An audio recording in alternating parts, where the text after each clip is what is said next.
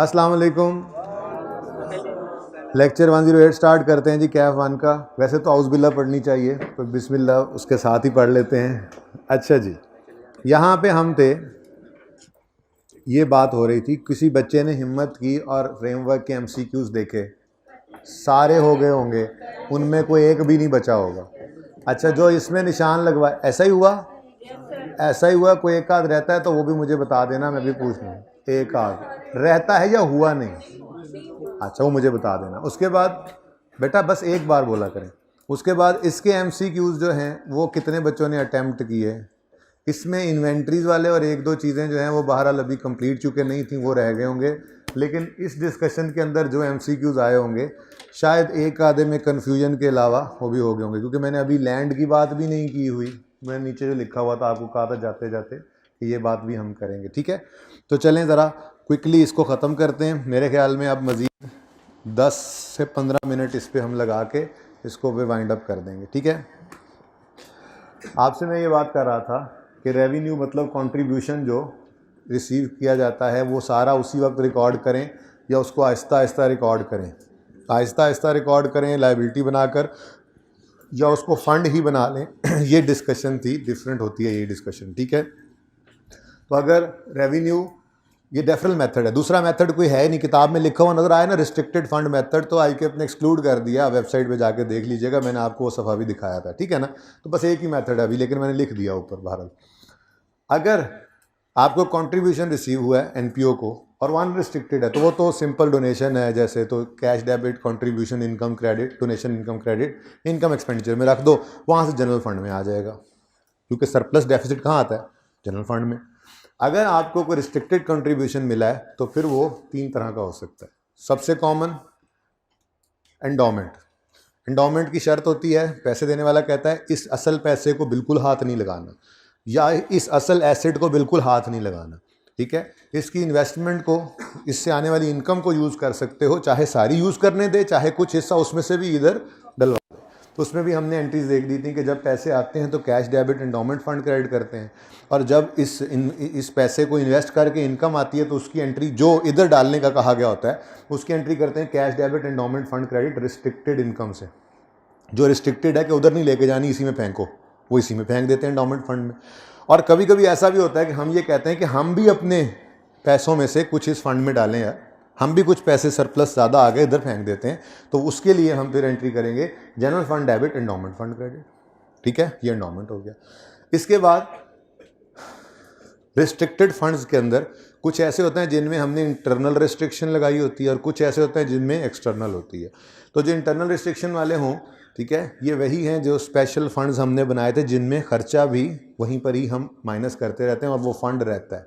ठीक है, जब पैसे आते हैं तो स्पेसिफिक फंड में क्रेडिट कर देते हैं उसको, और अगर खुद पैसे इसमें ट्रांसफ़र कर सकते हैं तो जनरल फंड डेबिट, ये वाला फंड क्रेडिट कर देते हैं। और जब इसके खर्चे आते हैं तो वो सिर्फ इसी में ही एक्सपेंस को डेबिट करने के बजाय फंड को ही डेबिट कर देते हैं और कैश क्रेडिट करते हैं। और अगर कोई एक्सटर्नल रिस्ट्रिक्शन वाला फंड आता है, स्पेसिफिक हो, तो उसके बारे में कहा था कि वो जिस चीज़ की मद में आए, जैसे उसको लायबिलिटी बना लो, अनलेस कि वो ऐसा हो जैसे ग्रांट में पड़ा था कि आपकी पास्ट कॉस्ट हो गई है, उसके लिए पैसे आ गए, इनकम में डालो। आपकी एक ही साल के एक्सपेंस की मद में आई है कोई ग्रांट, इनकम में डालो। मसला तो तब आता जब फ्यूचर कॉस्ट के लिए या एसेट से रिलेटेड ग्रांट आती थी, तो उसको लायबिलिटी बना के आहिस्ता आहिस्ता इनकम, ये वही है।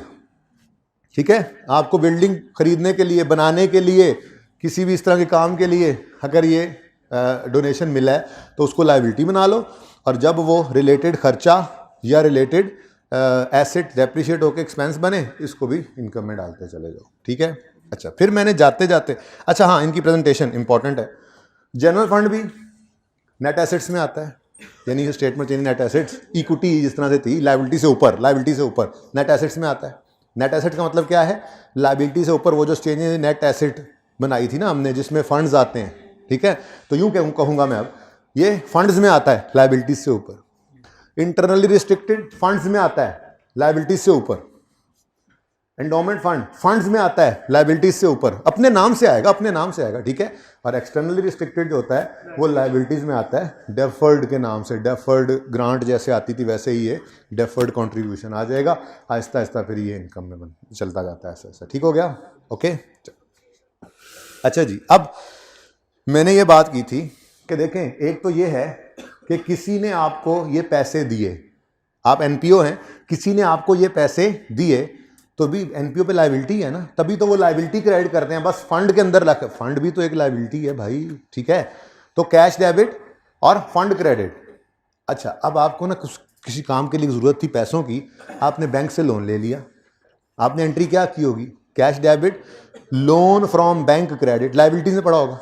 एक बंदा आया, उसने आगे कहा यार ये लोन किस लिए लिया हुआ है, ने कहा जी वो हम बिल्डिंग बनाने के लिए हमने लोन लिया हुआ। अच्छा, ये पकड़ो, ये लोन के पैसे वापस करो, ये मेरी तरफ से ऐसी इंटरेस्ट दे रहे हो, फटाफट लोन रीपे कर दिया।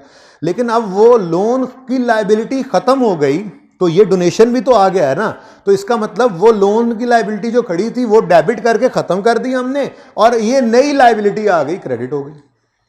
अब ये आगे फिर उसी तरतीब से जाएगी जिस तरतीब से रिलेटेड चीजें पहले जा रही थी, नॉर्मली इस तरफ ही फॉल करती है बाय द वे, ठीक है। लेकिन अगर वो आपने किसी स्पेसिफिक एक्सपेंस के लिए लिया हुआ था लोन, तो फिर वो उसका फंड बन जाएगा, वही तरतीब। अगर वो आपने बिल्डिंग के लिए लिया हुआ था लोन, तो वो डेबिट करके बिल्डिंग फंड क्रेडिट, और फिर उसके ये रूल्स लगने लग जाएंगे।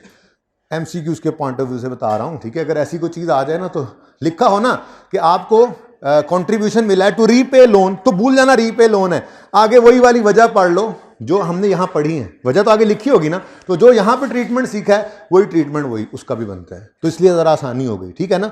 तो लोन भूल जाओगे, लोन होता लिखा होगा रीपेमेंट ऑफ लोन के लिए कंट्रीब्यूशन मिला है, तो भाई जेन में क्या आएगा, लोन डेबिट कर देना हमने, और फिर एक और चीज क्रेडिट होनी तो है ना, लायबिलिटी ही है, उस पर क्या रूल लगाएं, यही वाली सारी बातें जेन में रख के जो बनता होगा वो जॉन सी वाली कैटेगरी में फॉल करेगा, वो कैटेगरी उसको बना लेंगे आगे। वो लोन नहीं रहा, अब वो फंड बन गया है, या कोई नई लायबिलिटी बन गई है जो आहिस्ता आहिस्ता मोटाइज करके इनकम में डाल दी। ठीक हो गया, समझ आई। अच्छा, अगली बात, हाँ, अगर तो किसी ने आके डोनेशन में क्या दे दिया, नॉन डेप्रिशिएबल एसेट, लैंड ही दे दिया, ये मेरा प्लॉट रख ले। अब इसीलिए मैं कह रहा था यहां से नहीं पढ़ना, यहां पे आईकैप ने जो लिखा है स्टैंडर्ड में, नीचे जाके अपनी ही एग्जाम्पल के अंदर उसको उलट, इसीलिए मैं वो एग्जाम्पल भी आपको मना कर दूंगा, वो करने की जरूरत नहीं है, जो हमें जरूरत थी वो हमने कर लिया है। सवाल आईकैप के सारे कर लिए हमने, एक्स्ट्रा भी का नॉलेज ले लिया है, स्टेटमेंट चेंज नेट एसेट्स बनाना भी सीख ली है हमने, ठीक है ना। बाकी तो ये नॉलेज ही होता है, वो ले लिया है ना हमने। यहां पे स्टैंडर्ड कहता है अगर किसी बंदे ने नॉन डेप्रिशिएबल एसेट दे दिया एज अ कॉन्ट्रीब्यूशन, तो उसकी एंट्री लैंड तो डेबिट हो गया, ठीक है। क्रेडिट किसे करें, लायबिलिटी को। अब उसने कहा नहीं नहीं ये तो नॉन डेप्रिशिएबल है, इसको चेंजेस इन नेट एसेट्स के अंदर ले जाओ, फंड्स में ले जाओ, और उसका नाम नया नाम रखो capital fund.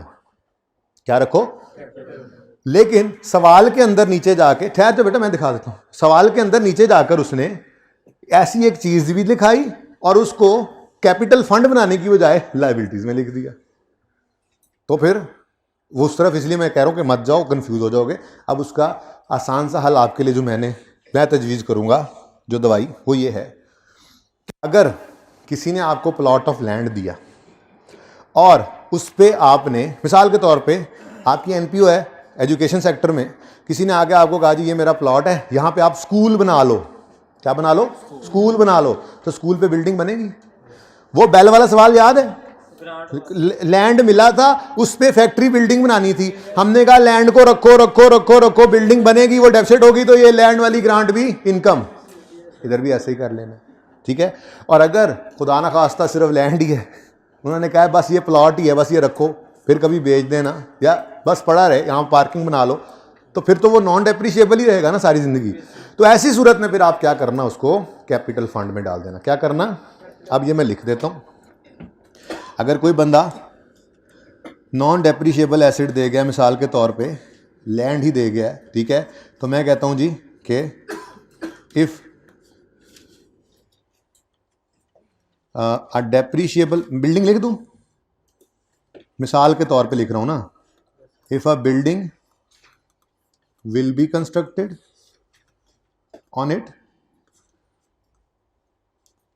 on it treat it as a deferred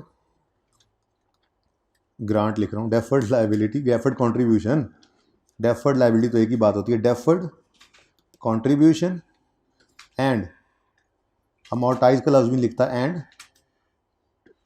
and transfer it to income expenditure, जुमला बहुत लंबा हो जाएगा, अमोर्टाइज लिख दूं बल्कि चलो, and transfer to incomes on the same basis as the related building is depreciated. ये ऐसी चीज़ है ना कि आपको मिलती जुलती पता है, as same basis as the related building is depreciated. इस तरह से ना आपने पहले पढ़ रखा है तो वो ज़रा मिलती जुलती बातें आ जाती हैं, ठीक है ना। तो ये तो वही ट्रीटमेंट हो गया, इसने भी जवाब दे दिया, कौन यार थोड़ी हिम्मत कर ले। नहीं तुम बोले हो, तुम और तुम क्यों बोले, खबरदार को बोला तो इज डेप्रीशिएटेड। और अगर इफ नो डेप्रीशिएबल एसेट या no building will be constructed on it,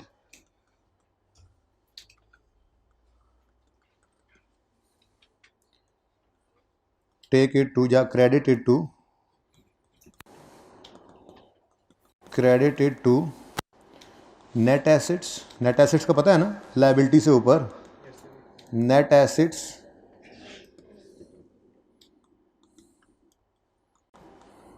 as capital fund as, अब जाहिर सी बात है ये पड़ा ही रहेगा, फिर अब क्या हो सकता है, पड़ा ही रहेगा, कैपिटल फंड पड़ा रहेगा। देखो ना डेप्शन होके इसने इनकम में जाना है ना इसके अगेंस्ट को एक्सपेंस आना है, बस पैसे पड़े हैं, अब पड़े हैं एक तरह से, कैश नहीं आया ना, लैंड आ गया। अब लैंड एसेट्स में नजर आ रहा है, उसका रेलेवेंट क्रेडिट किधर पड़ा है, कैपिटल फंड में। ना लैंड हिल रहा है ना फंड हिल रहा है, क्या कर सकते हैं। ये आईकैप ने लिखा हुआ था, बाय द वे ये कहीं लिखा हुआ है, in case of non depreciable asset recognise as direct increase in net asset, इसको ही कहते हैं, मतलब इसका नाम मैंने आपके लिए रख दिया, तजवीज़ कर दिया कैपिटल फंड, बस कैपिटल फंड इसको कहते हैं और कुछ नहीं कहते, एक दो जगह देखा मैंने, ठीक है ना। तो अब आई कैप ने ऊपर ये लिखा है, लेकिन नीचे जब सवाल में जाके उसने लैंड कंट्रीब्यूट करवाया है ना, ठीक है, तो उसको लाइबिलिटीज में शो किया हुआ, बस इतनी सी बात ही फिर वहां पर ही नजर आ रही थी कि उन्होंने कोई स्कूल बिल्डिंग के लिए किया था, जैसे मैंने इसमें मिसाल दे दी, तो उन्होंने कहा लाइबिलिटी में रख लो, तो ठीक है, बस हम भी इसको इसी तरह से ट्रीट कर लेते हैं, ठीक है। अगर कोई बंदा नॉन डेप्रिशिएबल एसेट दे जाए एज अ डोनेशन और उसके ऊपर कोई बिल्डिंग बननी है तो उसको लाइबिलिटी में रखो, जब बिल्डिंग बन जाए तो बिल्डिंग डेफिसिट करना, इसको भी इनकम बना लेना। और अगर वो बंदा दे गया है एक ऐसा नॉन डेप्रिशिएबल एसेट जो हमेशा पड़ा ही रहेगा, जिसकी इनडेफिनेट लाइफ है, इन्फिनिट लाइफ है बल्कि, ठीक है, पता नहीं कब तक रहेगा, जब तक रहेगा पड़ा ही रहेगा, कोई वैल्यू नहीं लूज कर रहा, तो ऐसी सूरत के अंदर उसके आप क्रेडिट को डाल दो नेट एसेट्स में एज अ कैपिटल फंड, एक नया column statement change net assets में बन जाएगा, ठीक है, जिसके अंदर ये पड़ा रहेगा। अब जब बेचोगे तो फिर उस वक्त इसको भी इनकम में डाल देना, जब बेचोगे तो, ठीक है। बिल्डिंग के लिए फंड आता है कंप्लीट में, तो वो भी इसी में ही है। मैंने ये कहा है कि बिल्डिंग इस पे बननी है तो इसको डेफर्ड कंट्रीब्यूशन बना लो, और इसको इनकम में कब डालो, जब बिल्डिंग डेफिसिट हो, तो जब तक कंप्लीट नहीं होगी, बिल्डिंग डेफिसिट नहीं होगी, तब तक ये इंतजार करेगा, पड़ा लाइबिलिटी में ही रहेगा, ठीक है। अच्छा जी, हमने लाइफ टाइम मेंबरशिप पढ़ी थी, अब इसमें भी एक थोड़ी सी बात आती है, जब ये चीजें पढ़ लें तो। हमने लाइफ मेंबरशिप जितने सवालों में देखी, या मैंने आपसे जो बात की, मैंने आपको उसको फंड्स में डलवाया था, ऐसा ही है। लेकिन जिस दिन आपको लाइफ मेंबरशिप किताब से पढ़वाई थी ना, उसमें 3 ऑप्शंस थे। पहला, जैसे ही पैसे आए सारे इनकम में डाल दो, वो तो फिर जनरल फंड में चला गया, इनकम में गया, इनकम से जनरल फंड में। दूसरा ऑप्शन वो जो हमने किया था, लाइबिलिटी बनाओ और अमोर्टाइज करके इनकम बनाओ, 10 साल पे 20 साल पे कोई रेट होगा, तो वो तो यही वाली बात होगी कि जो भी लाइबिलिटी नेचर का होता है, जो भी लाइबिलिटी नेचर का होता है उसको हम लाइबिलिटी बना के इनकम में डालते हैं, तो इसीलिए लाइबिलिटी में रख लिया। लेकिन एक तीसरा ऑप्शन भी था, जब मैंने कहा था इसको रखो रखो रखो रखो रखो, जब मरे,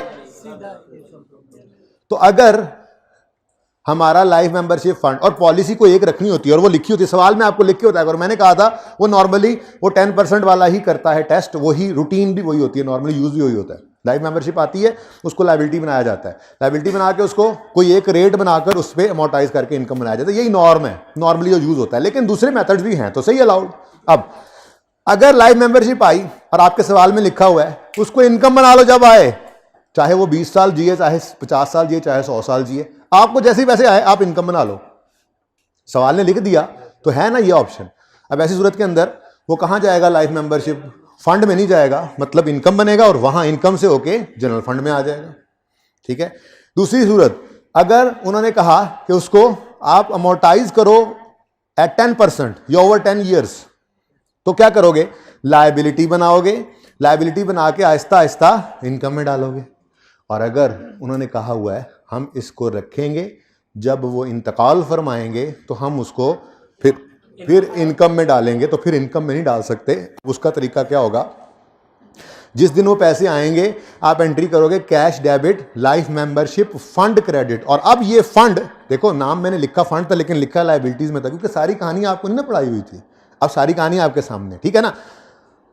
जिस ट्रीटमेंट को हमने किया था, सवालों में देखा था, उसमें यही है कि उस लाइफ मेंबरशिप फंड, चाहे फंड लिखो लेकिन लिखना कहां पे उसको, लायबिलिटीज में। तो फंड से ज्यादा बेहतर है आप लिखो life membership, deferred life membership, ज्यादा अब बेहतर पता लग गया आपको। ठीक है ना। तो अगर कोई पैसे आए और हमने उसको रखना है उनकी मौत तक, तो फिर cash debit life membership fund credit, liabilities से ऊपर फंड में आ जाएगा, यानी statement of changes in net assets के अंदर नया कॉलम पड़ जाएगा। अब वो पड़े हैं पैसे और हम खड़े हैं, हम किधर देख रहे हैं, मेंबर्स की तरफ। जब उनमें से कोई इंतकाल फरमाएंगे तो उस दिन फिर इनकम नहीं बनानी, उस दिन फिर नहीं, ये देखो ये नेट एसेट्स से net assets, life membership fund से निकालना है डेबिट, जनरल फंड में डाल देना है क्रेडिट। ठीक है। ये है लाइफ मेंबरशिप की ट्रीटमेंट। चलिए मैं लिख देता हूं। अगर पहला ऑप्शन था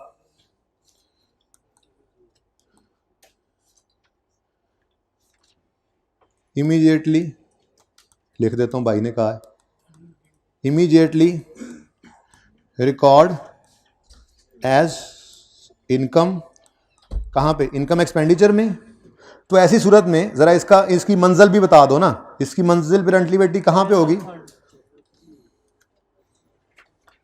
इसकी मेंबरशिप फिर होगी अल्टीमेटली, इसकी मेंबरशिप नेट एसेट्स की बन रही है। ठीक है ना, यानी ये नेट एसेट्स वाला मेंबर बन गया ना, लेकिन कैसे बनेगा, थ्रू सरप्लस। ठीक है। तो ये जाएगा जनरल फंड्स में, लेकिन थ्रू इनकम एंड थ्रू, यूं लिख लो, थ्रू सरप्लस और डेफिसिट। सही हो गया। दूसरा ऑप्शन क्या था, हमने कहा था जी रिकॉर्ड इट एज आ, ये नाम ही बता रहा है इसका, record it as a liability and amortise it, transfer to income expenditure on a systematic basis. वो कोई भी हो सकती हैं, वैसे नॉर्मली रेट दे देता है, लेकिन रेट ना भी दे तो वो लाइफ दे देगा जी। 10 साल हमने अज्यूम किया इनकी लाइफ है, हर बंदे की अज्यूम ही किया, वो बढ़ भी सकती है कम भी, अंदाज़ा है ना। ठीक है।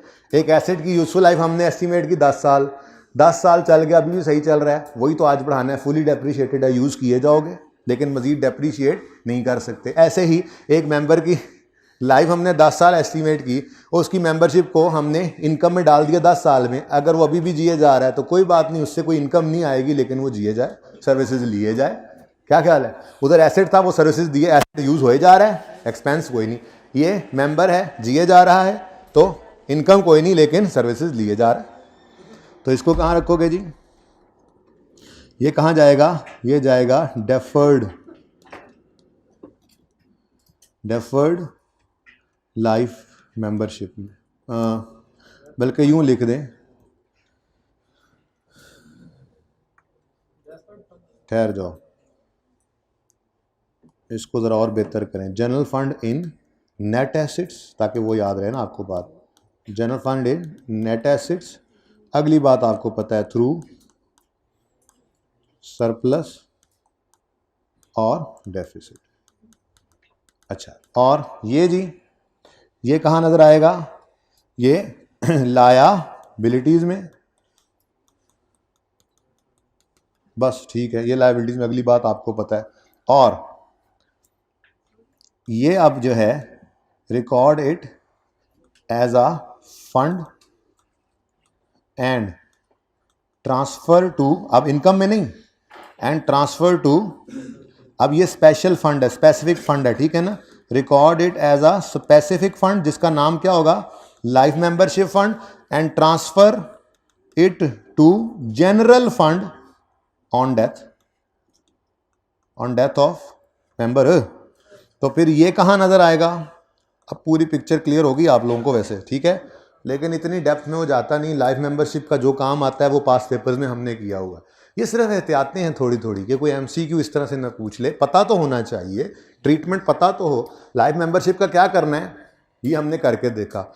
ये दोनों एग्जाम्पल्स हमने पढ़ ली थी, मैंने कहा था एंड पे बता दूंगा, ठीक है, क्योंकि यूज ही नहीं होती ये, पर अब पता लग गया।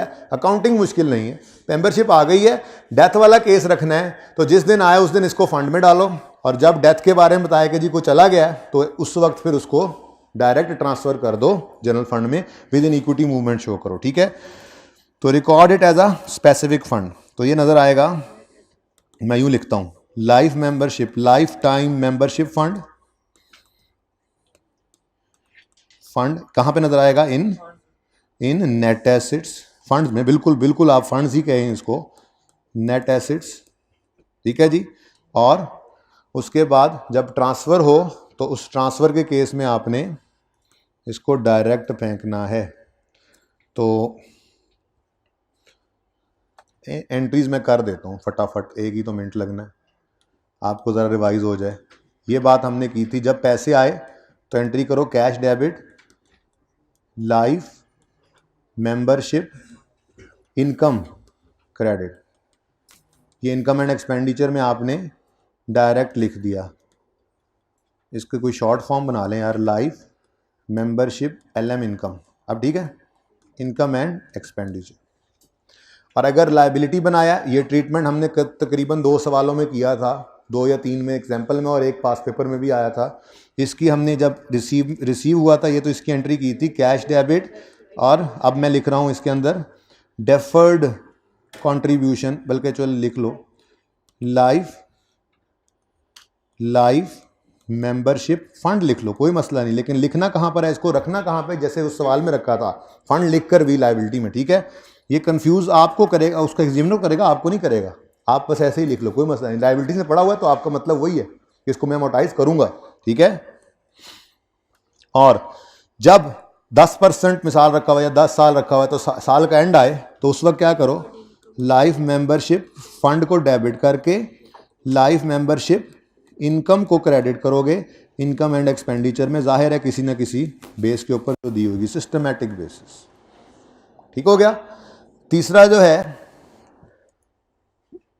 जब पैसे आएंगे, पहली एंट्री तो सेम है, पैसे आएंगे तो कैश डेबिट करोगे और लाइफ मेंबरशिप फंड क्रेडिट करोगे, लेकिन बस इस फंड को रखना कहाँ पे, लायबिलिटीज में नहीं रखना, क्योंकि ये पड़ा रहता है, ना मरे 50 साल कोई भी तो ये पड़ा रहेगा, इसलिए इसको लायबिलिटीज में रखते ही नहीं, ठीक है ना, इसको फंड में डाल देते हैं। अब जैसे ही कोई इंतकाल फरमाएंगे तो लाइफ मेंबरशिप फंड, अब क्योंकि सर्विस पता नहीं कब कब दी, इंतकाल पता नहीं कब किया, तो किसी एक साल के इनकम एक्सपेंडिचर में डालना सही नहीं है, तो जनरल फंड में डाल दिया हमने डायरेक्ट,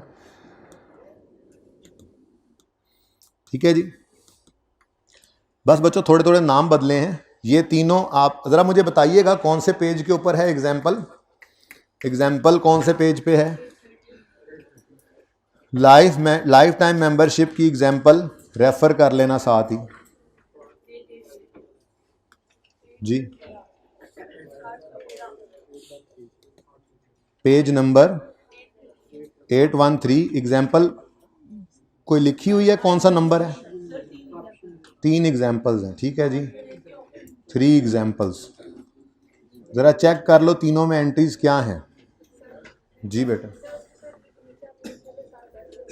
एक मिनट ज़रा पहले सवाल ओपन करो, फिर मैं आपका सवाल लेता हूँ। पहले सवाल पहले में एंट्री देखो, आप देखो सीधा कर लो बुक। सारे बच्चे जिसके आसपास बुक नहीं है साथ वाले से देख ले, साथ वाले को दिखाओ book. Cash debit membership income credit, पहला case. Cash debit membership income credit, दूसरा case. Cash debit deferred income, मैंने कहा लिख लो, नाम परेशान ना हो क्योंकि लिखवाया यही था, लेकिन रखा कहां पे था इसको?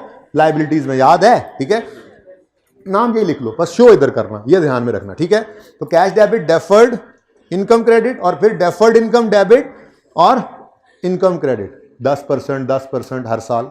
तीसरा केस देखो, कैश डेबिट फंड क्रेडिट, लेकिन इसको इक्विटी में रखना है, और फिर फंड डेबिट और फंड क्रेडिट, कौन सा? स्पेसिफिक डेबिट और जनरल क्रेडिट। ठीक है बेटा, पेज नंबर ओपन किया होगा, ये देख लें, ये एंट्रीज देख लें, इस पे रेफर कर दी। ये 3 एग्जांपल्स, वही कॉन्सेप्ट, सिर्फ थोड़ा सा अंग्रेजियां ज़रा दूसरी भी आपको पता लग गई कि नेट एसेट्स मतलब इक्विटी वाली साइड पे लायबिलिटी से ऊपर कौन सा रहेगा, लायबिलिटी से नीचे कौन सा नजर आएगा। ठीक है, वैसे ये मैंने नहीं सोचा था कि इतनी बात होगी, लेकिन चलो हो गई। आपने भी नहीं सोचा था? अच्छा, जब बात होती है ना शुरू, तो बस होती चली जाती है, बंदा ये भी कर लो।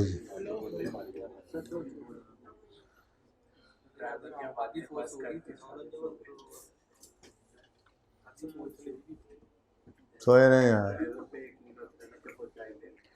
अच्छा जी, चलें आगे। अच्छा जी, पेज नंबर 822 किताबों का आपका जो है।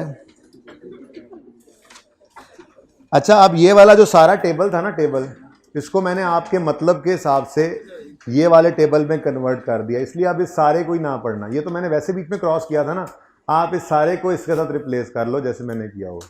ठीक है, अब ये सारा पढ़ने की ज़रूरत नहीं है आपको, बल्कि और भी बहुत सारी चीज़ें जो आगे जाकर आनी थी, वो सारी चीज़ें मैंने ज़रा, बोझ लग रहा है देखने में, लेकिन ये देखने वाला बोझ असल में बहुत सारे सफ़ों की समरी बन गई है, और आप 5 मिनट के अंदर रिवाइज़ कर सकते हैं किसी भी वक्त। थोड़ी सी आज की आपकी एफर्ट है, लेकिन आपके प्रेप लीव के अंदर आपको ये जो है वो सहूलत देता रहेगा। ठीक है जी, ओके। ये वाला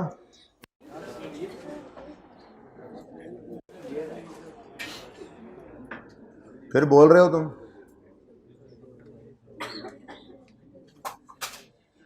यार, ये एसी क्यों बंद किया हुआ है? नींद आ रही है एसी ना चलने की वजह से?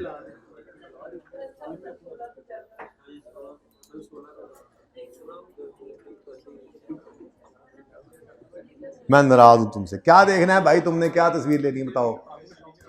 ये वाली अभी तक नहीं ली, पिछली क्लास में नहीं थे, सोते हो ऐसी। ओके, अच्छा जी, अब मैंने आपसे बात की थी कि अगर कोई बंदा किसी एनपीओ को कोई एसेट ही दे जाए, तो एक ऑप्शन है फिक्स्ड एसेट दे जाए, उसकी एंट्री भी सिखाई हुई है। वो एंट्री होगी fixed asset debit, donation income अगर पहले सिखाई थी, अगर 1 ही साल उसकी लाइफ है तो, और अगर 1 साल से ज़्यादा है तो उसको लाइबिलिटी बनाओ और बेशक साथ साथ ले जाओ। अगर कोई बंदा, हम कोई चीज़ बेचते हैं एनपीओ में और वही आके डोनेट कर जाए, चलो यार मेरे वालों है भी, तुसी जरा प्रॉफिट पा के बेच देना, तो ऐसी सूरत के अंदर भी हम इन्वेंट्री डेबिट, और ये तो लाजमी बात है, इसको इनकम में डाल देंगे क्योंकि ये इन्वेंट्री तो शॉर्ट टर्म ही होती है। ठीक है ना, यानी कि वो तो बात थी अलग। हमने देखा भी था कि अगर बिल्डिंग के लिए कोई इन्वेंट्री देगा था तो उसको बिल्डिंग ही कॉस्ट में डाल दिया था। ठीक है, और अगर कोई बंदा हमें बेचने के लिए इन्वेंट्री दे जाएगा तो उसको इन्वेंट्री बना लेंगे, एसेट, फिक्स एसेट नहीं बनाएंगे। लेकिन एक तीसरी सूरत भी तो होती है। वो तीसरी सूरत क्या है? हम एनपीओ जो हैं, हम लोगों को ये सेहत की शोबे के साथ मुंसलिक हमारी नॉन प्रॉफिट ऑर्गेनाइजेशन, तो हम लोगों को ऐसे थोड़े से पैसे लेके या बिल्कुल फ्री में दवाइयाँ देते हैं गरीब लोगों को। ठीक है, अब कोई बंदा आया और आके हमें दवाइयाँ ही दे गया, ये पकड़ें जी दवाइयाँ, ये मेरी तरफ से डोनेशन।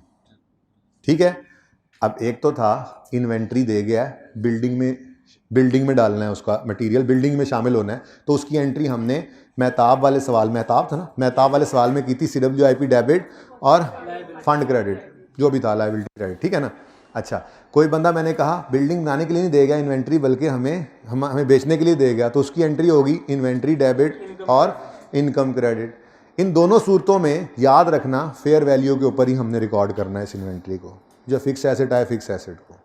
लेकिन जब कोई बंदा हमें दवाइयाँ मिसाल के तौर पे दे गया, अब ये हमारी इन्वेंट्री में आ गई हैं, इनको हमने बेचना नहीं है, इनको हमने बिल्डिंग में इस्तेमाल नहीं करना, ना इनको हमने बेचना है, बल्कि हमने इनको तकरीबन मुफ्त ही समझ लो या बिल्कुल मुफ्त या कुछ पैसे लेकर हमने गरीबों को देनी है। तो ऐसी इन्वेंट्री के ऊपर IS 2 वाले रूल नहीं लगते, इसके अपने रूल्स हैं। हाँ, मैंने इन्वेंट्री का नाम बोला है अभी अगली बात ही नहीं की कि मैं रूल्स क्या हैं। तो जब मैं रूल बताऊंगा तो कहोगे ना ये कौन सा है। अच्छा सुनो, मेरी बात ध्यान से सुनो। एक तो चीज आई और बिल्डिंग में लग गई, वो तो इन्वेंट्री रही ना, वो तो फिक्स एसेट बन गई। एक चीज आई हमने बेचने के लिए रख दी, IS 2 लगता था इस पे, लोअर ऑफ कॉस्ट और NRV। एक चीज आई है मेडिसिन के तौर पे, इन्वेंट्री हमारी बनी है, लेकिन ये किस लिए है, जो हम लोगों को मुफ्त में देंगे। तो फिर IS 2 पीछे हट गया, उसने कहा अब इसका क्या करूं, NRV तो ये नेट रियलाइजेबल वैल्यू, इसका क्या करूं। तो फिर ये स्टैंडर्ड्स आगे बढ़े, उन्होंने कहा इसको छोड़ दो, ये आम बिजनेसेस में नहीं होती, ये सिर्फ मेरे पास होती है। इसके रूल मैं बताऊंगा। इसका रूल ये है कि अगर आपने ऐसी इन्वेंट्री को रिसीव की है जो लोगों को मुफ्त में बांटनी है या नॉमिनल से पैसे लेकर बांटनी है, तो फिर आप उसको रखोगे लोअर ऑफ फेयर वैल्यू या रिप्लेसमेंट कॉस्ट। रूल लिखा हुआ है, सिर्फ एक MCQ में मैंने देखा है, अभी तक आ तो सकता है MCQ में, इससे ज्यादा नहीं। ये देखो जी, ये मैंने आपको पहली बात की कि अगर NPO मटेरियल या गुड्स को कंट्रीब्यूशन के तौर पे रिसीव करे तो रिकॉर्ड करती है एट फेयर वैल्यू। ये तो होगी नॉर्मल बात जो मैंने पहले ही कह दी। अगर कोई मटेरियल वगैरह या गुड्स वगैरह मिली हैं, नॉर्मल क्या है, उनको फेयर वैल्यू पे रिकॉर्ड करो। अगर एसेट में डाला है तो एसेट में डेबिट फेयर वैल्यू पे करो, और अगर इन्वेंट्री में डाला है तो इन्वेंट्री में डेबिट फेयर वैल्यू पे करो, ठीक है ना। लेकिन ये असल में ना इसकी नीचे लाइन नहीं लगी हुई, आपकी किताब में लगा लीजिएगा। लेकिन दूसरा ये क्या है, कॉन्ट्रीब्यूशन ऑफ मटीरियल्स में जो नॉर्मल है, ये क्या है, ये कॉन्ट्रीब्यूशन ऑफ मटीरियल्स है to be distributed at no charge और फॉर अ नॉमिनल चार्ज। तो ऐसी सूरत के अंदर वो कहता है NPO shall measure inventories at lower of cost. Cost क्या होगी, उसकी फेयर वैल्यू होगी, हमें तो मुफ्त में भी मिल सकती है ना, बिल्कुल ठीक है। और करंट रिप्लेसमेंट कॉस्ट, ठीक है, when they are held for distribution for a nominal charge और कंजप्शन और production of goods to be distributed at no cost और नॉमिनल चार्ज। यानी कि आपने वो या तो दवाई ही दे देनी है मुफ्त में या थोड़े पैसे लेके, या आपने उस दवाई को किसी ऐसे अस्पताल के अंदर इस्तेमाल करना है जिसमें गरीब मरीज का इलाज मुफ्त में या थोड़े से पैसे देकर होता है। तो ये नॉर्मल वाले केस से निकाल लो। ये फिर इन्वेंट्री ना आपने बेचने के लिए रखी है ना आपने फिक्स एसेट में डालने के लिए रखी है, ये इन्वेंट्री तो आपने नॉमिनल चार्ज पे डिस्ट्रीब्यूट करनी है। तो ऐसी सूरत के अंदर रूल क्या है, लोअर ऑफ कॉस्ट और करंट रिप्लेसमेंट कॉस्ट। यहां पे पहले आता था लोअर ऑफ कॉस्ट और NRV ना, सिर्फ इस स्पेसिफिक जो नॉमिनल चार्ज पे मैंने पहले कह दिया, अगर कोई बेचने के लिए रखी है आपने, कोई दे गया आपको इन्वेंट्री या आपको कोई चीज दे गया, मटेरियल दे गया और आपने बिल्डिंग में लगाना है, वो फेयर वैल्यू पे ही है, जो उसकी कॉस्ट भी होती है उस दिन जिस दिन दे के जाता है, ठीक है। लेकिन अगर आपने नॉमिनल चार्ज के ऊपर अगर डिस्ट्रीब्यूट करनी है तो फिर रूल बदल जाता है, फिर IS 2 हट जाता है और अकाउंटिंग स्टैंडर्ड्स और NPO आगे कहते हैं इसको आप रखो लोअर ऑफ कॉस्ट और रिप्लेसमेंट कॉस्ट, ठीक है जी। बस ये replacement cost, current replacement cost तो मैंने पढ़ाई भी है, यानी इस जैसी अभी ये स्टैंडर्ड है। ये क्यों कह रहा है, ये क्यों NRV को निकाल के ले गया यहां से, ठीक है, ये क्यों फेयर वैल्यू को इग्नोर कर रहा है, अब मुझे नहीं पता, ये स्टैंडर्ड ने कहा, स्टैंडर्ड है ना। स्टैंडर्ड क्या कह रहा है, देखो, अगर डिस्ट्रीब्यूट करना है at nominal charge, NPO shall measure inventory at lower of cost and current replacement cost. हो सकता है भाई ज्यादा हो सकता है कम हो, उसके लापरवाह होकर वो कह रहा है ये रूल है। अब ये उसका रूल है ना, IS 2 में तो सोचो ही ना, फिर IS 2 तो दिल को लगता था ना, उसकी बात अगर लगती होती तो वो यहीं पे लिखी होती। लेकिन इन्होंने आगे बढ़ के कुछ अपनी साइंस लगाई है, पता नहीं क्यों ऐसा करना चाह रहे हैं। मैं डीप डाउन ना सोचवाना चाह रहा हूँ ना जरूरत है, एक आधे MCQ के लिए तैयार करवाया ये पॉइंट, ठीक है। अब इसको जरा पक्का करने के लिए इस एग्जाम्पल को देख लो, याद यूद कुछ नहीं करना, सिर्फ एक लाइन यहां पे हमने, ये तो ये थी ना पैनाडोल, ये तो फेयर वैल्यू वाली लाइन अंडरलाइन की आपने, और दूसरी आपने बस इतनी सी लाइन ही अंडरलाइन कर दी कि अगर जी बेटा इन्वेंट्री ट्रेडिंग नहीं ना कर रहे हम, बेच नहीं ना रहे, बेचते तो फेयर वैल्यू पे लेते हैं। थोड़ा से पैसे ट्रेडिंग नहीं होती, मैं 100 की चीज खरीद के रुपए की नहीं बेचता, ये ट्रेडिंग होती है। वो सिर्फ पर्ची 1 रुपए की पर्ची क्या है, वो बस कुछ होता है, कोई प्रोसीजरल चीज है, कोई 10 रुपए की पर्ची बनाओ जी, आओ इलाज कराओ, नॉमिनल कॉस्ट होती है ये, तो ये कोई ट्रेडिंग नहीं हो रही होती। ठीक है, ओके, ले जी, रूल क्या बन गया, अगर कोई दवाइयां दे जाए हमने मुफ्त में बांटनी है तो फिर IS2 भूल जाओ, थोड़ी देर के लिए भूलना, बाकी सारी अकाउंटिंग में वही लगना है, ये सिर्फ NPO के अकाउंटेंट बनो तो IS2 भूल जाओ, और लोअर ऑफ कॉस्ट और रिप्लेसमेंट, करंट रिप्लेसमेंट कॉस्ट पे इसको रखना है। ये पक्का हो जाए, किसी MCQ में आए तो यूज कर लो, या कोई एक आधी एडजस्टमेंट आएगी तो यही होगा ना, उसने लिखा होगा ये जो इन्वेंट्री नजर आ रही है ये लेट्स से कॉस्ट पे पड़ी है, लेकिन इसकी करंट रिप्लेसमेंट कॉस्ट जो है वो उससे कम बता दे, तो काट के उसको कम कर लेना, पता तो लग ही गया रूल। जैसे पैनाडोल 1 रुपया नहीं खर्चा, कोई देगे, बारबीडॉल नहीं लिखा हुआ, अच्छा पैनाडोल, बारबीडॉल भी पैनाडोल बनती है। Panadol received in kind, received in मतलब पैसे कोई नहीं खर्चे, बस आके वो दवाई रख के, पैनाडोल शॉर्ट हुई थी ना, तो उन्होंने कहा यार इधर ये लोग मुफ्त में गरीबों को बांट रहे हैं, तो चलो मेरे पास कुछ स्टॉक पड़ा है तो मैंने जाके वहाँ रख दिया, मैंने कहा यार आजकल लोगों को ज़रूरत भी है, तो मुफ्त में मिल गई। कॉस्ट क्या हुई फिर, नील। NRV को तो ये देखो, medicine for all is an NPO, medicine for all is an NPO which provides medicine to communities living in underdeveloped areas at nominal charges। जैसे ये चीज हमने देखी, अच्छा हमने कहा चल भाई तू तो घर जा, तू निकल भाई, तेरी मेहरबानी, ठीक है। अब रह गए बाकी ये दोनों, ओ तो फिर ये तुम एक मिनट, वो अलग बात है कि इधर कुछ मिलना नहीं तो फिर इधर ही आएंगे। अच्छा जी, चलो वो पीछे कॉस्ट 0 थी ना, याद आ गया मुझे। लो भाई शुरू करते हैं, इसको बाद में पढ़ते हैं, पहले बाकियों को देखते हैं। भाई हम खुद भी जो पैसे शैसे मिलते हैं ना लोगों से, पैसे भी लोग दे जाते हैं, हम दवाई खरीद के भी गरीबों को देते हैं। ये नहीं कि जब तक दवाई आएगी नहीं, मरीज आए खड़े हैं बाद दवाई चाहिए, भाई कहीं से आएगी तो यार, जो लोगों ने जो चंदे दिए हैं, डोनेशन दिए हैं, जाओ खरीदो और दो हमें। अच्छा, न्यूबिरॉल 24,000 की हमें पड़ी, ये पता नहीं क्या था, ये पता नहीं क्या है, ये रिप्लेसमेंट कॉस्ट, तो लोअर क्या है, तो ज्यादातर यही होगा। अब घर जाकर सोचना रिप्लेसमेंट कॉस्ट अगर आया रहे तो उस पर क्यों रखवा रहा है। एनीवेज नेक्स्ट, इमोडियम हमने 12,000 की खरीदी, पता नहीं क्या है, ये 12,000, टेंशन ही कोई नहीं, लेकिन मैं टिक इस पे लगाऊंगा, बराबर जो है लोअर कह दो, ठीक है, और बराबर है तो फिर मैंने इसी पे लगा लिया, को मसला दोनों ही है ना। मोटिलियम 15,000, ओ लोअर। विजिक्स एलर्जी होगी, 18,000 कॉस्ट है, 18,300। अब इधर देखो भाई, ये गया, ये भी गया, ये भी गया, ये भी गया, ये भी गया। अब अगर आपसे वो कहे कैलकुलेट अमाउंट ऑफ इन्वेंट्री, तो इनकी 3 ये वाली और चौथे की ये आएगी, अभी एक रह गया ऊपर। वो कहता है जी कोई कॉस्ट नहीं है, हमने कहा अच्छा lower of nil, replacement cost, ओहो ये मैंने गलत जगह पे क्रॉस लगा दी। बहरहाल इधर देखो, इन दोनों में से लोअर क्या है, सॉरी, वो मतलब कहने का इसको कंपेयर कराना था मैंने, ये। अब हमारे पास 2 चीज़ें बाकी हैं जी, एक है हमारे पास रिप्लेसमेंट कॉस्ट, दूसरी है फेयर वैल्यू। वाह चलो जैसा भी हो गया, इन दोनों में से एक चीज़ तो रेलेवेंट है ही जी, आप कहो ना 2 हैं तो आप फेयर वैल्यू को ले लें, बेसिकली मसला ये है, ठीक है ना। चीज़ें ये 2 रह गई हैं, लेकिन अगेन फेयर वैल्यू को तो हम ले नहीं सकते। अब फिर क्या रह गया, ये यार ये गोल वाला क्यों नहीं बनाया इसने, और ये अंडा बनाना इधर नहीं बनाना है, ठीक है बन गया, ओह वाह दोनों हो गए, सुभान अल्लाह। तो अब लोअर क्या है,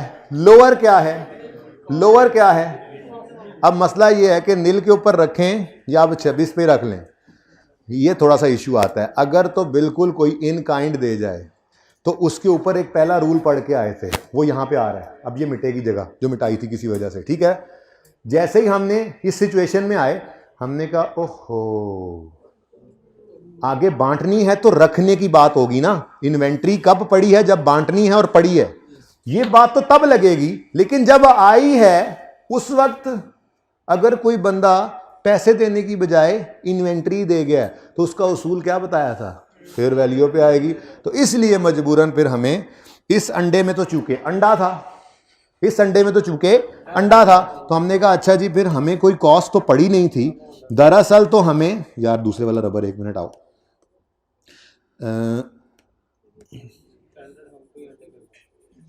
एक मिनट। असल में हमें इसकी कोई कॉस्ट तो पड़ी नहीं थी, तो फिर हमने कहा जी हमें तो ये मुफ्त में ही मिली है, तो इसका मतलब फिर उसको रिकॉर्ड किया फेयर वैल्यू पे, और फिर टेंशन आगे फिर खत्म हो गई। लोअर क्या, ये फेयर वैल्यू ही हमारी कॉस्ट है ना। आज जो चीज़ मुफ्त में मिले उसको फेयर वैल्यू पे रिकॉर्ड करते हैं ना। इन दोनों में से लोअर अगेन क्या है? रिप्लेसमेंट कॉस्ट, ठीक है जी। तो ये आपकी टोटल इन्वेंट्री बनेगी। कोई पूछे कॉस्ट कितनी है तो बताना, ASNPO आए थे, ठीक है जी। चले बहरहाल ये जरा कंफ्यूजिंग था, बाकी तो इजी है। ओके, ये कोई एक आधे MCQ में आ जाए या सवाल में कोई एक आधी एडजस्टमेंट इसकी आ जाए। एक आधी एडजस्टमेंट कैसे आ सकती है? वो यूं कह दे कि जी हमने इन्वेंट्री खरीदी है 50 रुपए की और हम ये नॉमिनल चार्जेस पे बांटेंगे। इसकी नेट रिप्लेसमेंट कॉस्ट जो है, नेट करंट रिप्लेसमेंट कॉस्ट जो है, वो जो है कितनी बताई थी? 50 बताई। 50 रुपये की इन्वेंट्री हमने खरीदी है, ये इसकी कॉस्ट है, जबकि इसकी नेट रिप्लेसमेंट कॉस्ट जो है वो 40 है। अब आपने जब इन्वेंट्री का लेजर बनाना है NPO के सवाल में, तो क्लोजिंग में 50 लिखा होगा उठा के बैलेंस शीट से या कहीं बैलेंस से, उसको काट के क्या कर दोगे? 40। इतनी कोई जैसे NRV होती थी बिल्कुल वैसे ही चलेगा, वो अगर एडजस्टमेंट आ भी जाए तो। लेकिन वैसे एक्सपेक्टेशन मेरी है किसी MCQ में ये पूछ सकता है। ओके, साइड पे होके बैठो यार, ठीक है ना, क्लास में बैठना है तो। इसको तो सारा सेशन चुप नहीं आई, साइड पे हो जाओ, पता लगता है ना उस्ताद को तो। अच्छा जी, बात सिर्फ कितनी सी याद रखनी है, NPO को कोई मटेरियल इन्वेंट्री टाइप का दे जाए, फेयर वैल्यू पे रिकॉर्ड करना है, और अगर उसको हमने अब रख ले लिया, जब उनसे आगे हमने बांटना है मुफ्त तकरीबन, तो फिर रूल ये लगेगा, ठीक है। थोड़ी प्रैक्टिस कर ली ताकि कोई MCQ आए तो कोई याद करने की जरूरत नहीं है, बल्कि शायद दोबारा पढ़ने की भी जरूरत ना पड़े। हर बार आकर ये बात पढ़ के आपको याद आ जाए, हाँ ये असूल है, बस इतना सही जरूरत होती है, ठीक है। कलेक्शंस वाली इस सारी कहानी को काट दें PPE से ऊपर तक, क्योंकि ये आपको समझ कोई नहीं आनी। उसकी जगह सिर्फ ये लाइन लिख लें। कलेक्शंस बेसिकली कहते हैं को पेंटिंग शेंटिंग है। अब NPO ने एक गैलरी बनाई हुई है, वहां पर टिकट लगाया हुआ है, वहां पे लोग आते हैं, टिकट भरते हैं, गैलरी में तस्वीरें देखते हैं, तस्वीरें देख के निकल जाते हैं। NPO को इनकम हो रही है। इस पेंटिंग को डेप्रिशिएट करें। नॉर्मली ऐसी चीज़ों की ना कोई लाइफ कंफर्म नहीं होती, इनडेफिनेट है। खजाने हैं, ट्रेजर्स हैं, ठीक है ना। कलेक्शंस ये ऐसी चीज होती है कि इनकी कोई लाइफ नहीं होती यार, जितनी पुरानी उतनी कीमती। ये जी 1000 साल पुराना, सॉरी मैं इसकी बात कर रहा, इसकी, ये जी 1000 साल पुराना नुस्खा है इस रजिस्टर का, अब ये लगा हुआ है, अब 1000 साल पुराना है तो लोग देख रहे हैं, वाह वाह, तब पेज ऐसा होता था, अब इसकी क्या लाइफ है जी, आगे कितना अर्सा लोग देखते रहेंगे पता नहीं है। तो कलेक्शन किसे कहते हैं? वर्क ऑफ आर्ट या ट्रेजर्स को। इनको PPE में नहीं डालना। PPE से नीचे जैसे इंटेंजिबल CWIP अलग आते थे, ये अपने नाम से आएगा, जिसका नाम क्या होगा? कलेक्शंस, ठीक है। Shown separately in non current assets, balance sheet में दिखाओ। कहां पे दिखाना? PPE के बाद, ठीक है। और इनको डेप्रिशिएट नहीं करना। बस उस सारे पेज के अंदर सिर्फ इतनी सी बात ही आपके काम की। ओके, ठीक है, चलें आगे। कलेक्शंस को PPE से ऊपर तक काट दे। PPE भी कोई नहीं पढ़ाना, बस यहां से मतलब कि एक दो बातें पढ़ानी है। PPE का आपको पता है पूरा स्टैंडर्ड पढ़ा हुआ है आपने।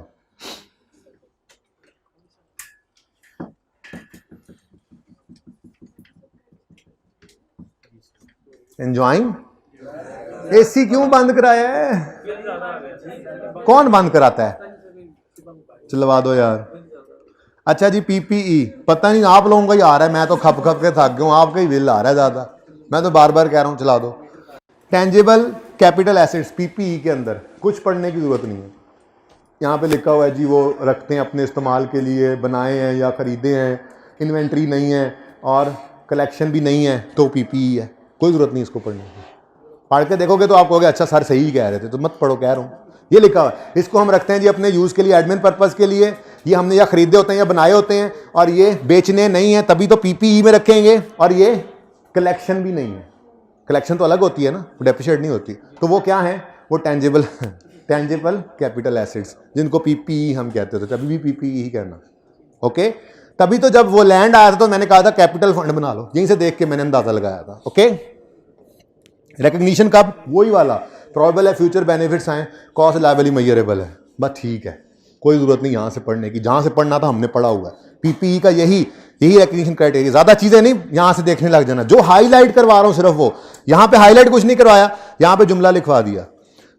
इसमें सिर्फ 2 लाइनें हाईलाइट करवाई, एक बार ये पढ़ाई, हाईलाइट वाला पढ़ना है आपने जब भी बैठना है। ये सारे सफ़ों को छोड़ के इस टेबल को पढ़ना है आपने आके, बस कुछ नहीं करना। और ये 2 मिनट में रिवाइज होगा और याद भी रहेगा इंशाल्लाह, ट्री की फॉर्म में, ना, ठीक है। अपने घर पे इसको रेड पेन से लिखना, ऐसे ही मशवरा, ज़्यादा देर तक याद रह जाएगी बात। मैं तो ये ब्लैक से इसलिए रखता हूँ कि पिक्चर में आ जाए। ओके, दीवार पे लगाने की कोई ज़रूरत नहीं है। अच्छा जी, ये 2 लाइनें वैसे पता है आपको, अगर कोई बंदा एसेट ही दे जाए तो क्या करोगे, उसको फेयर वैल्यू पे रिकॉर्ड करोगे, पता है। ओके, और अगर फेयर वैल्यू ना पता लग रही हो तो एसेट और उसके डेफर्ड ग्रांट को बिल्कुल बिल्कुल गवर्नमेंट ग्रांट की तरह से है, इसलिए कोई जरूरत नहीं यहां से पढ़ने की। कह रहा है जी अगर आपको फेयर वैल्यू नहीं मिल रही तो दोनों को नॉमिनल वैल्यू पे रिकॉर्ड करो। याद है गवर्नमेंट ग्रांट के अंदर हमने ये पढ़ा था, अगर कोई बंदा एसेट ही दे जाए और उसकी फेयर वैल्यू 50,000 है, मुझे तो एग्जांपल भी याद है अभी तक, और 5,000 में हमने वो ले लिया है गवर्नमेंट से, तो एक ऑप्शन है उसको 5,000 पे रिकॉर्ड कर लो। एंट्री हुई वो एसेट, वो वाला एसेट डेबिट और डेफर्ड लायबिलिटी क्रेडिट 5,000 से। दूसरी है फेयर वैल्यू पे रिकॉर्ड कर लो, उसकी एंट्री है 50,000 डेबिट, 5,000 कैश क्रेडिट और बाकी डेफर्ड ग्रांट की तरह से। याद आ रहा है, सेम ट्रीटमेंट, तो अलग से पढ़ने की जरूरत नहीं है, हाईलाइट कर लो कि गुजरते गुजरते इस पर नजर पड़ जाया करे, ठीक है ना। वो एग्जाम्पल भी मैंने वही लिखी है। अगर कोई बच्चा गवर्नमेंट ग्रांट का चैप्टर ओपन करे तो उसमें ये एग्जाम्पल नहीं, लेक्चर नोट्स में ये एग्जाम्पल थी, जहां तक मुझे याद आ रहा है, लेक्चर नोट्स में। वॉल्यूम 1 नहीं लाए, ठहर जाओ मैं खुद ही ढूंढ लेता हूं।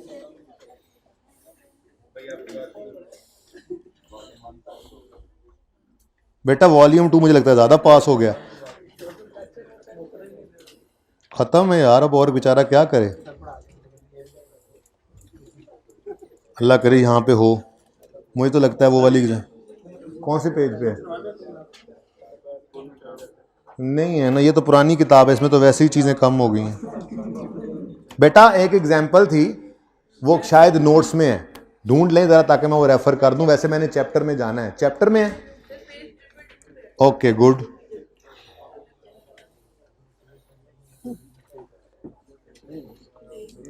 वो असल में ना वॉल्यूम 1 पे इसलिए टाइम लेना, उसके एमसीक्यूज तक भी हमने सारे किए हुए थे, उसमें बस छोटी छोटी चीज़ें आपने छोड़ी हुई जी। 222 ये एग्जाम्पल है, तो यही एग्जाम्पल रेफर कर दो, वहां से पढ़ने की जरूरत नहीं, ये आपने छोड़ दी थी जी, good. Government granted entity and asset, यहां पर गवर्नमेंट ने इस प्रॉफिट सीकिंग ऑर्गेनाइजेशन को ये ग्रांट दी है, और वहां पर एनपीओ को कोई बंदा भी ये डोनेशन के तौर पर दे, इवन गवर्नमेंट भी दे दे, ट्रीटमेंट सेम है। जब नॉन डेप्रिशिएबल एसेट ही देगे अगला बंदा, तो उसको किस पे रिकॉर्ड करो, चाहो तो फेयर वैल्यू पे, चाहो तो नॉमिनल वैल्यू पे। एग्जाम्पल पढ़ी हुई थी तो वहां जाके इसी को रेफर कर लेते हैं। एग्जाम्पल 5 पेज 222 वॉल्यूम 1 का ही है, जाहिर है। हम थे कहां पे, यहां पे थे।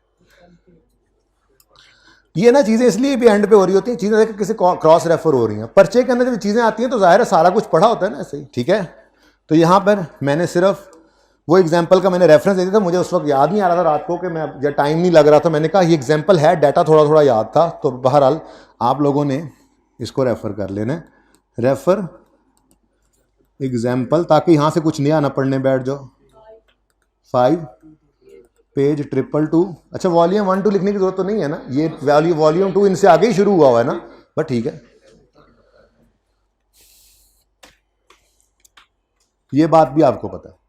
ये वही मेहताब वाले सवाल के अंदर काम किया था आपने। अगर मटीरियल ही आ गया, बिल्डिंग में यूज़ करना है, तो उसको CWIP में डेबिट किया था फेयर वैल्यू पे। पढ़ो, PPE विच इज डेवलप्ड और कंस्ट्रक्टेड बाय हम खुद NPO might include contributed material और लेबर। मैंने पिछली क्लास में बताया था। ये पेज नंबर में वापस हूँ जी 824 पे, जहाँ बात चल रही थी। जनाब कहा था, एक बंदा आया, उसने कहा ये सीमेंट की बोरियां पकड़ो, ये इस मस्जिद में लगा दो मेरी तरफ से। तो आपने एंट्री की CWIP डेबिट और ये लाइबिलिटी क्रेडिट, वो बिल्डिंग फंड जो डेप्रिशिएट करेंगे। एक अगला बंदा, उसने कहा मेरे पास कुछ नहीं है लेकिन मेरी सांस तो चल रही है, मैं आपके पूरे दिन आज ये मजदूरी करूंगा मस्जिद के काम के अंदर, मैं लेबर का काम करूंगा, पैसे नहीं लूंगा।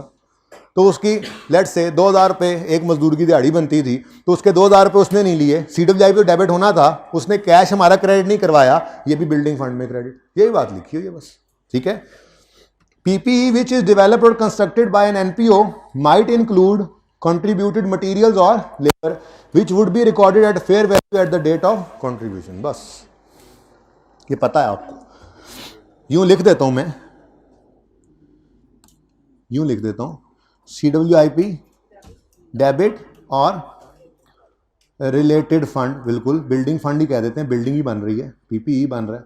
अच्छा चलो, कोई प्लांट भी तो इंस्टॉल हो रहा हो सकता है, तो मैं रिलेटेड फंड ही कह देता हूँ, रिलेटेड फंड क्रेडिट। दोनों की इकट्ठी एंट्री कर देता हूं, चलो अलग अलग ही रख लो। CWIP debit, related fund credit, ये मटेरियल की और लेबर की। बंदा आया जी मैं मजदूरी करूंगा, 2000 रुपये नहीं लिए, एंट्री। ये बंदा आया, ये सीमेंट की बोरियां रख लो 10 रुपये की, ये लो, एंट्री हो गई। तो ठीक है, जो नहीं हाईलाइट किया तो नहीं पढ़ना, और क्रॉस तो वैसे ही सिलेबस ही निकले हुए हैं ना। जो हाईलाइट नहीं कर रहा उसका मतलब है मतलब की बात बता दी है या फिर उस समरी में डाल दी है। तो अब चेक ना करने बैठ जाना, एतमाद कर लेना, बाकी जो इसमें से भी आ जाए जो छोड़ा है तो फिर अल्लाह मालिक के क्या हो सकता है। हाँ 100% तो मैंने आपको कहा कोई भी दावा नहीं कर सकता, ठीक है। ये अगली चीज़ें भी काट दें जी, इंटेंजिबल भी आउट ऑफ सिलेबस है, इंटेंजिबल से काटना शुरू करें, और लर्निंग ऑब्जेक्टिव 9 तक तो बिल्कुल काट दें, तो सिलेबस से ही बाहर हो गया। वेबसाइट कॉस्ट ये आगे पढ़ेंगे जाके आप, आगे 38 भी आगे पढ़ना है। FAIR 2 में हमने रोला डाला, हमने कहा यार ये उधर पढ़ना है, तुमने इधर भी डाला, हमने कहा नहीं इंक्लूड नहीं, एक्सक्लूड कर दो, ठीक है। SSC 32 वेबसाइट कॉस्ट भी आपने आगे पढ़ना है। अच्छा जी, अब यहां पर वही सारी बातें जो हम करते हैं यहां लिखी हुई हैं कि जी आपकी फाइनेंशियल स्टेटमेंट्स को प्रिपेयर करना है तो बैलेंस शीट बनेगी, income statement, changes in net assets, cash flow, तो याद करने की जरूरत नहीं, बनती है बस, ठीक है। फाइनेंशियल पोजीशन में नेट एसेट्स हों जो रिस्ट्रिक्शंस वाले हैं, सब्जेक्ट टू रिस्ट्रिक्शन, कोई डेजिग्नेटेड हों, अनरिस्ट्रिक्टेड हों, टोटल नेट एसेट्स हों, ऐसी बस बातें लिखी हों, आपको पता है वो सारा कुछ ना। मैंने इकट्ठा कुट्ठा करके, जैसे मिसाल के तौर पे अब ये देखो, ये बात वहाँ पे मैंने इन बिल्ड कर दी है, मिसाल के तौर पे पढ़ा रहा हूँ। Under deferral method of accounting for contribution, endowment contributions are accumulated in net assets balance, यही बताया था कि एंडाउमेंट फंड कहाँ नजर आएगा, लायबिलिटीज से ऊपर नेट एसेट्स में। Internally restricted balances are reflected as appropriation of unrestricted net assets in net assets balance. अब इस तरह से पढ़ो और समझो फिर बैठ के, यही बात लिखी हुई है कि इंटरनली रिस्ट्रिक्टेड भी कहाँ नजर आएंगे, नेट एसेट्स में, लायबिलिटीज से ऊपर। Internally restricted contributions are accumulated in statement of financial position as deferred कॉन्ट्री, ये कहाँ नजर आएंगे, लायबिलिटीज। तो ये बातें ना इसी तरह से सारी ना मैं 2-3 दिन पढ़ के ना उसमें से कोशिश करता रहा कि जो फिर भी रह गई है वो फिर माफ़ कर देना, लेकिन इधर ना जाना, ये तो फिर परेशान हो जाओगे, ठीक है ना। ओके, ये फॉर्मेट्स हैं, देखने की जरूरत नहीं, इनमें से सिर्फ एक फॉर्मेट, अच्छा ये तो उड़ा दो, मल्टी कॉलम को उड़ा दो, पेज 827 पे इलस्ट्रेशन, सिर्फ फॉर्मेट है एंड तक। अगले सफ़े में भी ये डेफरल मेथड जहाँ लिखा है इससे ऊपर ऊपर, क्योंकि रिस्ट्रिक्टेड फंड मेथड बेटा नहीं है ना, और ऊपर मल्टी कॉलम बैलेंस शीट उन्होंने बनाई हुई थी, वो भी रहने दो। अब ये काट नहीं रहा क्योंकि सिलेबस में है, लेकिन यहां से पढ़ने की जरूरत नहीं है। इनकम एंड एक्सपेंडिचर अकाउंट का क्या फॉर्मेट होता है, बहुत मुश्किल था, याद है पहले दिन किया था, इनकम्स और फिर एक्सपेंसेस, उफ, या सरप्लस है डेफिसिट, तो ये पढ़ने की जरूरत नहीं है, ठीक है। ये देखो इनकम्स हैं, एक्सपेंसेस हैं, एक्सेस सब, तो क्या जरूरत है पढ़ने की। रिस्ट्रिक्टेड फंड क्योंकि सिलेबस में नहीं है तो पेज 829 को काट दो सारा। हाँ जी हाँ जी, रिस्ट्रिक्टेड फंड है ना बेटा, हाँ सारे पे क्रॉस लगा तो हुआ है। 829 नंबर सफ़ा, 829 नंबर सफ़ा, रिस्ट्रिक्टेड फंड से लेकर रिस्ट्रिक्टेड फंड जहाँ जहाँ लिखा हो वो तो वैसे ही सिलेबस में नहीं है भाई, वो तो निकल गया है, सारा सफ़ा काट दो। हो गया, आगे भी चलने दो, इसका आंसर भी काट दो। अच्छा ये कोई और चीज़ है वैसे, लेकिन मैं रेलेवेंट नहीं समझ रहा इसको। अच्छा जी, statement of changes in net assets, format बनाना सिखा दिया था, जो जो चीज़ें इसमें जाती हैं वो बता दिया था, तो कोई ज़रूरत नहीं यहाँ से पढ़ने की, पढ़ोगे भी तो वही बातें हैं। Statement of changes in net assets should present restricted net assets endowment के तौर पे, internally restricted, externally restricted, other than endowment, unrestricted, total. यानी कि जब स्टेटमेंट इन नेट एसेट्स बनवाए ना, मैं भूल गया था उस दिन जिस दिन सवाल कराया, टोटल का कॉलम डालना, एंड पे टोटल का कॉलम भी डालना। जैसे statement change in net assets में, statement of changes in equity में कहा था टोटल का कॉलम जरूरी है अनलेस के वो खुद मना कर दे, तो अगर वो खुद मना कर दे फिर टोटल का कॉलम ना बनाना, वरना जो statement of change in net assets नहीं बनाई थी हमने उस दिन मेहताब वाले सवाल में, उसके आगे टोटल वाला कॉलम में डालना भूल गया था, वो घर पे डाल लेना, ठीक है। Externally restricted other than endowment सिर्फ वो हैं, वो ना लाइबिलिटी में है, लेकिन मैंने कहा था उसकी मिसाल वो रिसर्च लो, चाहे किसी ने पैसे बाहर से भी दिए थे, अगर हम कुछ ट्रांसफ़र कर रहे हैं तो कुछ इंटरनल रिस्ट्रिक्शन हमने लगा दी ना, इसलिए मैंने कहा था कि इस तरफ ना हो, जो कह दिया वो ठीक है। उस सवाल को जाके देखो, उस मेहताब वाले सवाल में रिसर्च फंड है, अब हो सकता है ये बाहर से ही पैसे आए हों, उसने शायद लिखा भी हो एक्सटर्नल रिस्ट्रिक्टेड, ज़रा देखना सवाल को जाके, ज़रा देखना, मैं ये सफ़ा नहीं हिलाना चाह रहा, मैं करूँ ज़रा, आप फिर वापस आना, चलते हैं ज़रा देर लग जाएगी, अगर आप निकाल लो मेहताब वाला सवाल तो किसी और फाइल में निकालें सर। चुप चुप चुप चुप, अब फिर चुप, अब फिर मैंने हिला दिया तो हिला दिया ये, अब फिर जाकर ही देखेंगे। अब सफ़ा नंबर एंड तो नहीं हो गया, या अल्लाह खैर, 8 8 8 8, करीब तरीन, बेहतरीन मेरे अजीज़ों।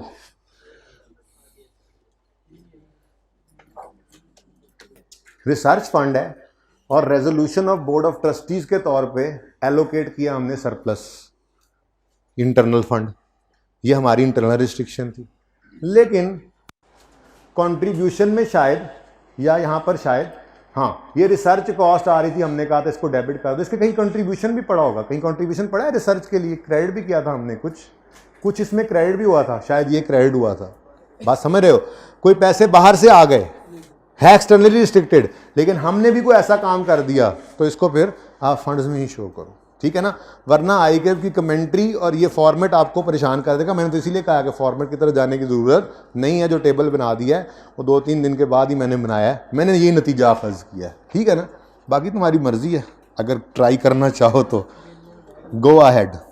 अच्छा तो बहरहाल ये फॉर्मेट सा बना हुआ है, बस ठीक है, आपने वो फॉर्मेट अपने सवाल वाला देख लेना जो हमने बना के देखा हुआ है, उसमें बिल्डिंग फंड था वो लाइबिलिटीज़ में था, रिसर्च फंड था, एंडोमेंट मैंने डाल दिया था, सवाल में ओरिजिनली नहीं था, जनरल फंड भी था, ठीक है ना, उसी फॉर्मेट को देख लोगे, ये वही फॉर्मेट है बस, ठीक है। हाँ इसको एक नज़र सिर्फ देख लेना, मैंने कहा था रीड कर दूंगा वंस इन क्लास, पीबीटी से नहीं, सरप्लस डेफिसिट से शुरू होगी। एडजस्टमेंट्स फॉर नॉन कैश के अंदर उसी तरह से इंटरेस्ट कॉस्ट है, डेप्रीसिएशन है, गेन लॉस ऑन डिस्पोजल है। एडजस्टमेंट फॉर वर्किंग कैपिटल में उसी तरह से वर्किंग कैपिटल आइटम्स हैं। फ़र्क तो सिर्फ यही पड़ा था ना बच्चों कि प्रॉफिट एंड लॉस में पीबीटी के बजाय इनकम एक्सपेंडिचर बना था और सरप्लस या डेफिसिट आया था, तो स्टार्टिंग पॉइंट चेंज हो गया। उसके बाद सिर्फ जाके फाइनेंसिंग एक्टिविटी मसला आएगा, वहां पर जाकर हमारा शेयर रिस्क कैपिटल इशू होता था तो पैसे आते थे, लोन पे होता था तो पैसे जाते थे, यहां पे फंड्स आ रहे होंगे, बस इतनी सी बात, और कुछ नहीं है, चेक करके देखो। सरप्लस डेफिसिट से शुरू हुई cash flow, adjustment for depreciation, amortisation लिखा हुआ है, amortisation of grant, income, expenses उल्टाते हैं, रिसीट्स, पेमेंट्स लिखते हैं, याद आ रहा है। वर्किंग कैपिटल की चेंजेस हैं, office supplies, prepayments, accruals, याद आ रहे हैं। कैश जनरेटेड फ्रॉम ऑपरेशन के बाद इंटरेस्ट पेड, कंट्रीब्यूशन रिसीव्ड, उन्होंने यहां लिख दिया, आप उधर भी जाकर लिख सकते हो, कहा था ऑप्शन है। इन्वेस्टिंग एक्टिविटी में परचेज किए कैपिटल एसेट, इन्वेस्टमेंट परचेज की, बेची हैं, इन्वेस्टमेंट यानी फिक्स एसेट बेचे हैं, वही चीज़ें आ रही हैं। फाइनेंसिंग एक्टिविटी के अंदर लोन लिया है, एंडोमेंट के पैसे आए हैं, रिस्ट्रिक्टेड कंट्रीब्यूशन आया है, बात वही है। नहीं पूछता ये, लेकिन एक नज़र पढ़ लेने से दिल को तसल्ली हो जाती है कि अगर कोई इसमें पूछ लेगा तो देख लेंगे, कैश फ्लो तो वैसे ही बननी है, चीज़ें अब नाम बदलने हैं, बस लेजर बनाई जाएंगे और किए जाएंगे कैश फ्लो, लेकिन आएगी नहीं। ये सवाल मैंने काटा नहीं है, मेरा दिल करता तो जितनी देर मैं खपा हूं समझाने में और घर पे खपा हूं वो चीज़ें बनाने में, सुबह ये सवाल करके ये चीज़ें बता देता, लेकिन मैंने इसको मुनासिब नहीं समझा क्योंकि इसके अंदर थोड़ी बहुत इनकंसिस्टेंसीज हैं जो उन्होंने ऊपर लिखा है और जो नीचे ट्रीट किया है 1-2-3 जगहों पे, ठीक है, इसलिए मैंने इसको करवाना मुनासिब नहीं समझा। एक एग्जाम्पल है, उसके नीचे सोल्यूशन है उसका, ठीक है, लेकिन ये सोल्यूशन यहाँ तक बस रेलेवेंट है बाय द वे। तो अगर कोई देखना भी चाहे घर, जो कि मैं रिकमेंड नहीं करूँगा, लेकिन अगर कोई देखना चाहे अपनी मर्जी के तहत, तो एक तो इसके अंदर गड़बड़ नज़र आएगी, जिस फंड की बात ये भाई ने की है इसी सवाल में नहीं है, किसी जैसी एक फंड के कि है एक्सटर्नली रिस्ट्रिक्टेड, लेकिन यहाँ क्यों आ रहा है, एक उसमें आएगी बात। दूसरा, लैंड के बारे में जो मैंने बताया है, हालांकि लैंड रिसीव हुआ है, कैपिटल फंड में जाना चाहिए, लेकिन इसने सोल्यूशन के अंदर लायबिलिटीज में रखा हुआ है। तो ये दो चीज़ें अगर बर्दाश्त हो जाए तो बेशक देख लेना, मेरा मशवरा है रहने देना, बाकी आपकी मर्जी। लेकिन स्टिल सफ़ा नंबर 836 से आगे तो वैसे ही काट दो। असल में ना ये 2 दफ़ा लिखा हुआ है सोल्यूशन, और कुछ नहीं है, 2 दफ़ा आ गया, ठीक है ना। पहले तो इसको काटो, चाहे डेफरल मेथड है, लिखा हुआ डेफरल मेथड है, लेकिन वो ना ये वही सोल्यूशन है ऊपर वाला, दोबारा 2 दफ़ा पेस्ट हो गया यहाँ पे, ठीक है ना, इसलिए इसको छोड़ दो। ये पेज नंबर 836 से जो आंसर शुरू हो रहा है इसको काटना शुरू करो, और फिर उसके साथ ही ना असल में दूसरा मेथड भी आ जाना है, तो ये कटाई चलती जाएगी और हम प्रैक्टिस पोजीशन पे आ गए, ठीक है। यानी कि आप, हाँ बेटा, उसमें ना रेस्ट्रिक्टेड फंड तो वैसे निकल गया है, जो डेफरल मेथड हमारे सिलेबस में है ना, वो भी असल में 2 दफ़ा लिखा हुआ है और कुछ नहीं है। तो जो ऊपर वाला सोल्यूशन है ना, यहाँ तक खत्म होता है, ये फिर आगे फिर शुरू हो जाता है वही। तो इसलिए पेज नंबर 836 से ऑनवर्ड, अगली बार मैं सही कर दूंगा, ये 2 दफ़ा पेस्टेड है, ये निकाल दें, ठीक है, लेकिन यहां से आगे एंड तक उड़ा दो। अब सिर्फ एक ये हमारे सिलेबस में है जो फॉर्मेट आपको पता है। ये सवाल है जी, बना दो income expenditure, change in net assets, balance sheet. Mehtab वाले सवाल में ये मैंने सिखा दिया आपको, ठीक है। इनकम एक्सपेंडिचर बनी, इनकम आई, एक्सपेंसेस आए। चेंज इन नेट एसेट्स बनी, वो चेंज इन इक्विटी की तरह से ये बनी हुई है। बैलेंस शीट बनी, और उसके बाद बैलेंस शीट, ये देखो जैसे मैं कह रहा था कि नॉन करंट एसेट्स में कैपिटल एसेट्स को अलग रखना, यानी पीपीई को, कलेक्शंस को अलग। ये बातें हमने सारी पढ़ ली, इसलिए इधर देखने की जरूरत नहीं है, ये सारी चीजें वहां इनबिल्ट हैं, ओके।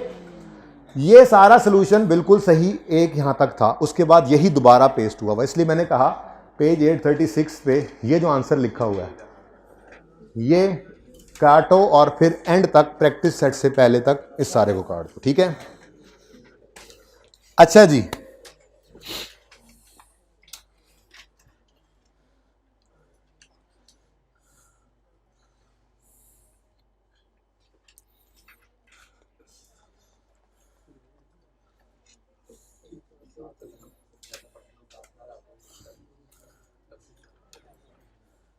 ये 51 का आंसर सी कर लो, सी को काट के बी कर लो, ये जरा एक करेक्शन कर लो, बाकी तो मुझे वैसे ही सामने आ गया। ये एंड पे ही है 965। नहीं, इसका सोल्यूशन सही कर ले। हाँ, कुछ एमसीक्यूज मैंने दिखा दिए तो उस वक्त कटवा दिए थे क्योंकि वो रिस्ट्रिक्टेड फंड के हैं, या कोई एक आधा एम ही बेवकूफ़ी के मबनी हो तो वो मैंने निकाल दिया था क्योंकि एम ही खाम खा परेशान करे कुछ चीज़। बाकी सारे एमसीक्यूज आपने कर लिए उन्हें। 51 का सॉल्यूशंस में जाकर बी ऑप्शन कर लें।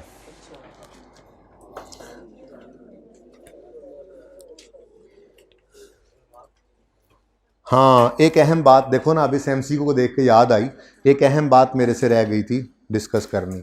वो कहाँ पे पड़ी है, अब वो वापसी पे जाते हुए दिखा भी देता हूँ।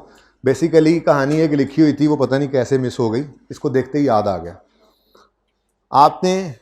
आपको एक ग्रांट मिली, कंट्रीब्यूशन डोनेशन मिला, आपने उससे एक प्लांट खरीदा मिसाल के तौर पे, ठीक है। एनपीओ हमने जो हैं तो हम एनपीओ ही, लेकिन हम कपड़े बना के जो है वो गरीबों में बांटते हैं। आपने अपना प्लांट लगाया हुआ है, ठीक है। अब वो प्लांट हमने खरीदा, अब वो प्लांट डेप्रिशिएट हो रहा है, साथ साथ वो कंट्रीब्यूशन लायबिलिटी बनाई, वो इनकम बन रही है। आग लगी, प्लांट जल गया, अब नहीं है इंश्योरेंस क्लेम, ठीक है। अच्छा आ गया तो फिर देख लेना ना। अच्छा अब जी आग लगी और प्लांट जल गया, अब प्लांट तो जीरो हो गया, उसकी सारी कॉस्ट एसेट से क्रेडिट होके प्रॉफिट एंड लॉस में डेबिट, 1 रुपया इंश्योरेंस का नहीं मिला, सारा 100% टोटल लॉस। अब वो जो ग्रांट की तरह से डेफर्ड लायबिलिटी पड़ी है उसका क्या करें? इनकम की बजाय डायरेक्ट ट्रांसफर कर दो उसको नेट एसेट्स में, मेरा मशवरा है। मैं जाके दिखा देता हूं ये बात। पहले इनकम बनाकर भी उधर ही लेके आना है ना, उस साल के अंदर इनकम। अच्छा देख लेते हैं, मुझे जरा पढ़ाने दो, ऑप्शन ही है ना, अल्लाह करे मिल जाए। ये पीपीई वाले में लिखा होना चाहिए था, पेज नंबर बताओगे जहां पीपीई देख के आए? अच्छा ये मैं भी कहूं मुझसे रह कैसे गया, नहीं अभी भी नहीं मिला, ठहर जाओ।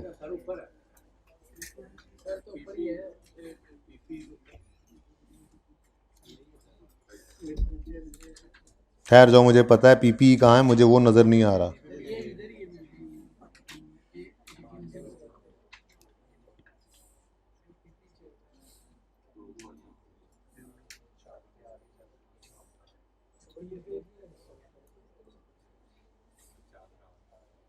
बस यहाँ पे कुछ उस तरह की बात उसने लिखी हुई थी, शायद मुश्किल बात है, पढ़ लेता हूँ। बहरहाल वो बात फिर वहीं पे, when PPE no longer contributes to NPO's ability to provide services, वो अब कपड़े नहीं बना रहा हमारा plant, its carrying amount would be written down to residual value if any, अगर उसकी कोई रेजिडुअल वैल्यू बची है तो बस वो बच गई है, बाकी एक्सपेंस आउट कर दो। A write down would be necessary. For example, when NPO no longer plans to use asset because it has been damaged or render obsolete. मैंने तो आग ही लगा दी उसको, ठीक है।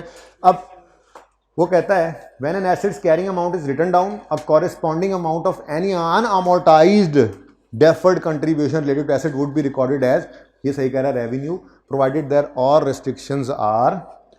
जब इसने कहा ना कि इनकम बनाए तो फौरन मेरे जहन में आया कि रिलेटेड लॉस भी तो सारा ही जा रहा है, तो बिल्कुल ठीक है जी। अब क्या नतीजा निकला जी? इस सारी कहानी को नहीं पढ़ना, इसके साथ हमने क्या लिखना है, इसके साथ क्या लिखना है, अगर एसेट मिसाल के तौर पे मसलन तबाह हो गया, चलिए यार अगर लिखें अगर एसेट तबाह हो गया, डिस्ट्रॉय हो गया, अगर एसेट डिस्ट्रॉय हो गया तो उसकी कॉस्ट को एक्सपेंस बना लो, यानी लॉस हो गया ना। अगर एसेट तबाह हो गया, डिस्ट्रॉय हो गया, तो उसकी कॉस्ट को एक्सपेंस यानी लॉस हो गया ना, लॉस में डाल दो।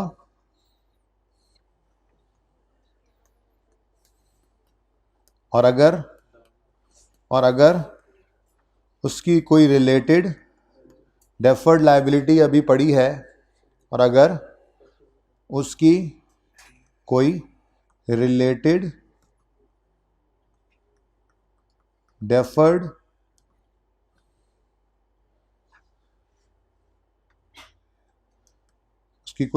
डेफर्ड इनकम पड़ी है,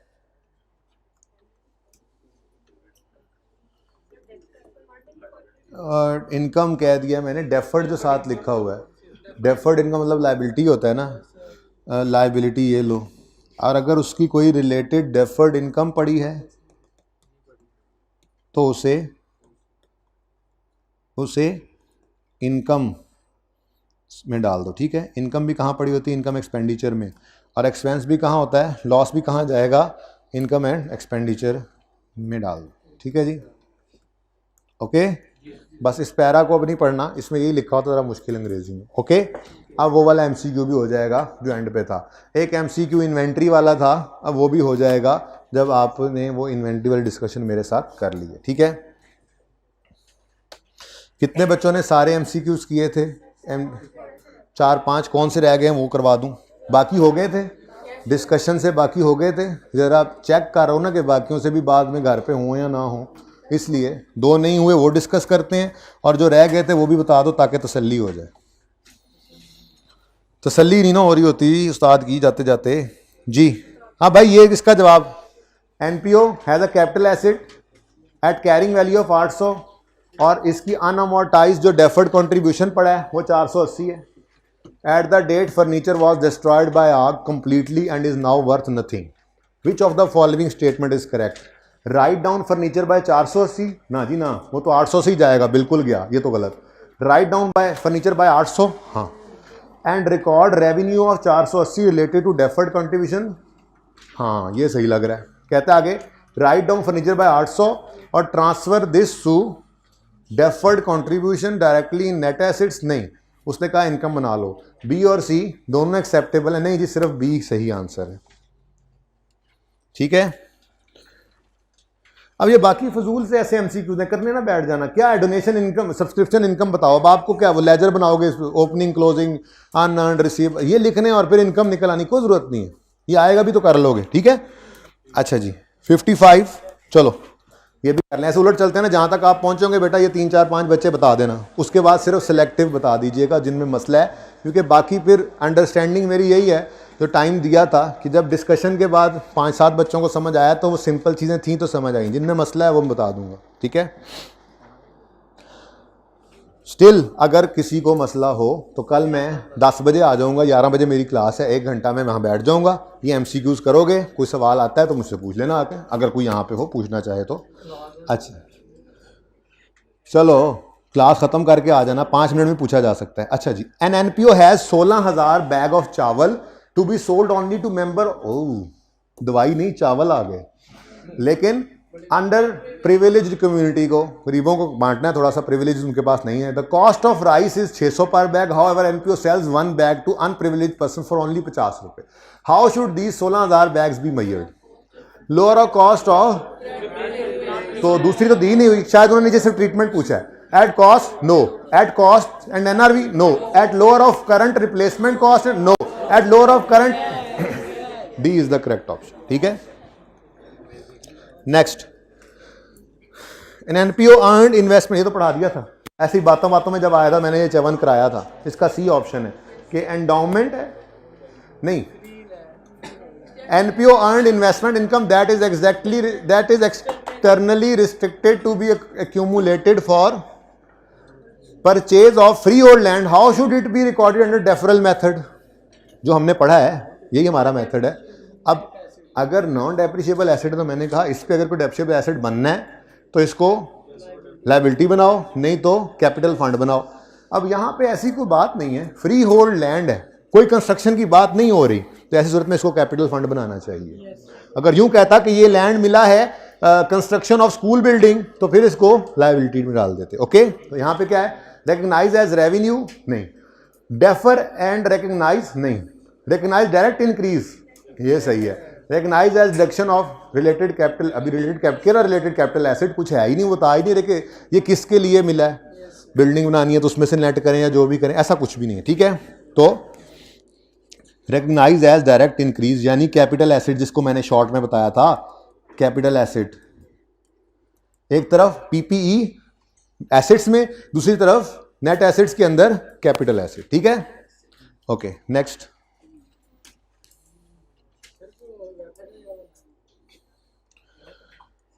यार उसका ना अभी मैं पासवर्ड दे देता हूँ, बनना शनना क्या है, आप बस फारिग हो रहा हूँ, सुकून से बैठ के सारी चीज़ें भर भर के उसमें डाल दूंगा, जिस चीज़ का आपको दिल करा करेगा, कोई टेस्ट है उसका सोल्यूशन है, कोई लेक्चर नोट है, सारा कुछ अवेलेबल कर दूंगा, लेकिन फ्री होके करूँगा ना, नहीं टाइम मिला, होश ही नहीं, यकीन मानो, घर वाले भी नाराज़ हैं, तुम लोग भी नाराज़ हो, हम जाएँ कहाँ।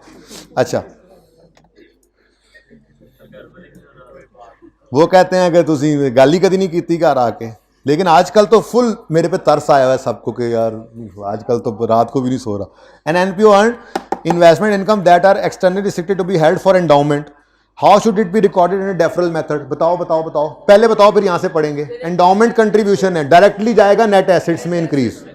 रिकॉर्ड एज रेवेन्यू इनकम से, डेफर एंड रिकॉर्ड एज, नहीं नहीं डेफर लायबिलिटी नहीं, record as direct increase. Yes, तो ऐसे ही इंशाल्लाह आप सारे कर जाओगे, ठीक है। अच्छा कितने रह गए थे बेटा, कहां तक आए हैं आप?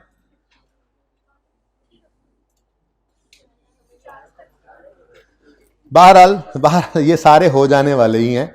जो इनमें मसला करेगा, जैसे अच्छा 22, 42,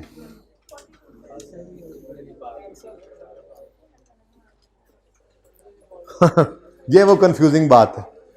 वो कहता है कौन सी सही है, वो जो मैंने कहा था खुद पढ़ोगे तो कंफ्यूज हो गया, आई क्या खुद कंफ्यूज हो जाता है।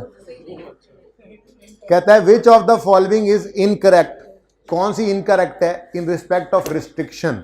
रिस्ट्रिक्शन सिर्फ एक्सटर्नली इंपोज होते हैं, नहीं इंटरनली भी हो सकती हैं। रिस्ट्रिक्शन सिर्फ इंटरनली होती हैं, नहीं एक्सटर्नली भी हो सकती हैं। रिस्ट्रिक्शन में बी एक्सप्लिसिट,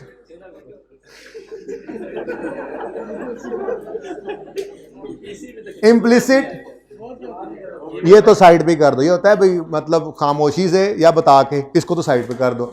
अब रह गया restriction may be externally imposed, may be internally imposed, तो ये तो दोनों ही सही हैं। यहाँ पे कुछ सोल्यूशन में ये सवाल में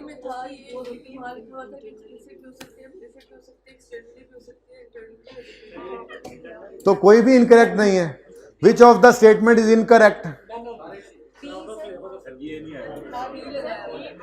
रिस्ट्रिक्शन, सुनो सुन लो सुन लो सुन लो, इसको छोड़ दो, इसको काट देते हैं। पता नहीं मैंने निशान क्यों लगाया, वैसे कंफ्यूज कर रहा है। असल में ना आई कैप में भी कुछ ना एक आधा एमसीक्यू गलत हो जाता है। एक ऑप्शन होना चाहिए था नन ऑफ अबव, कर लेते वो, छोड़ दो इसको। और जी 34, ये एक ऐसी चीज है जो कहीं मैंने नहीं पढ़ी थी और बस ये नाम आ रहा था तो मैंने कहा इसको निशान लगा लो ताकि आपको भी पता लग जाए, कहीं आ ही ना जाए किताब में लिखा हुआ है। जो बंदा हमने टूर्नामेंट करवाया, यार तुम भी उठ जाओ वहां से भाई, उठ जाओ अभी। हाँ कोर्ट वाले भाई पीछे चले जाओ थोड़ा सा, अभी क्लास से बाहर जाओ ताकि करीब हो जाओ दरवाजे के। क्या करते हो यार, और तुम शर्म कर लो यार, सफेद कपड़े पहन के ऐसे काम करने वाले, मतलब दाग कितनी जल्दी लगता है, तुम पता होना चाहिए सफेद कपड़े, शरीफ आदमी हो तुम। चुप सर्फ एक्सेल। अगर हमने टूर्नामेंट करवाया, हमने चीफ गेस्ट को ही बुलाया, उस चीफ गेस्ट को जो हमने गिफ्ट दिया उसको ऑनरेरियम कहा जाता है। बस इतनी सी बात पता होनी चाहिए आपको। ऐसे ही कोई भी आपने किसी को गिफ्ट दिया है आपने, एनपीओ ने, तो वो क्या है, वो आपका खर्चा ही है, ऑनरेरियम कहते हैं, उसका नाम पता होना चाहिए। ये इसलिए मैंने इसको हाईलाइट कर दिया था क्योंकि ये मैंने कहीं वैसे पढ़ा नहीं किताब में, तो मैंने कहा चलो उसने एमसीक्यू में डाला हुआ है तो आपको भी पता होना चाहिए। और तो कोई नहीं होगा जी पिछले तो। अच्छा जी,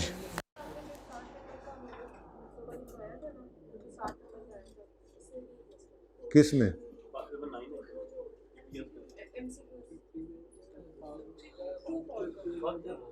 ट्रू फॉल्स में जाते हैं, ठीक है। पहले मुझे एक बार गिनवाने दो।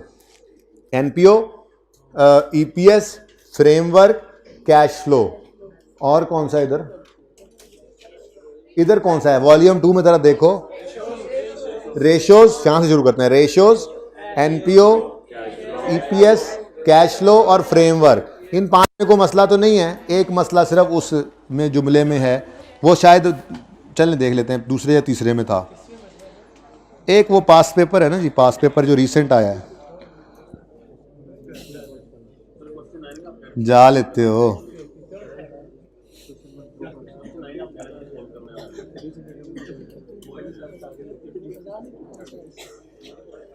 वो मैं दिखा देता हूँ। और ये कौन सा खुल गया है बेटा, बातें क्यों कर रहे हैं यार आप? यार जिसको ना थकावट हो रही है या उठना चाह रहा है उसके लिए दरवाज़ा मौजूद है। क्लास को डिस्टर्ब मत करें प्लीज़।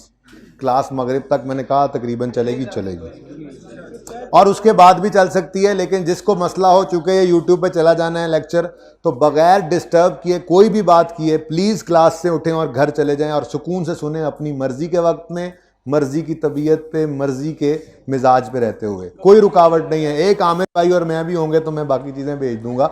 मैंने जो पढ़ाना है वो पढ़ाना है। अच्छा जी, आज ही आपने अटेम्प्ट करना है। इसमें किसमें मसला है? 6 में कहता है current cost and fair value are exit values. नहीं, fair value is not an exit value, sorry, current cost is not an exit value, सिर्फ fair value is an exit value.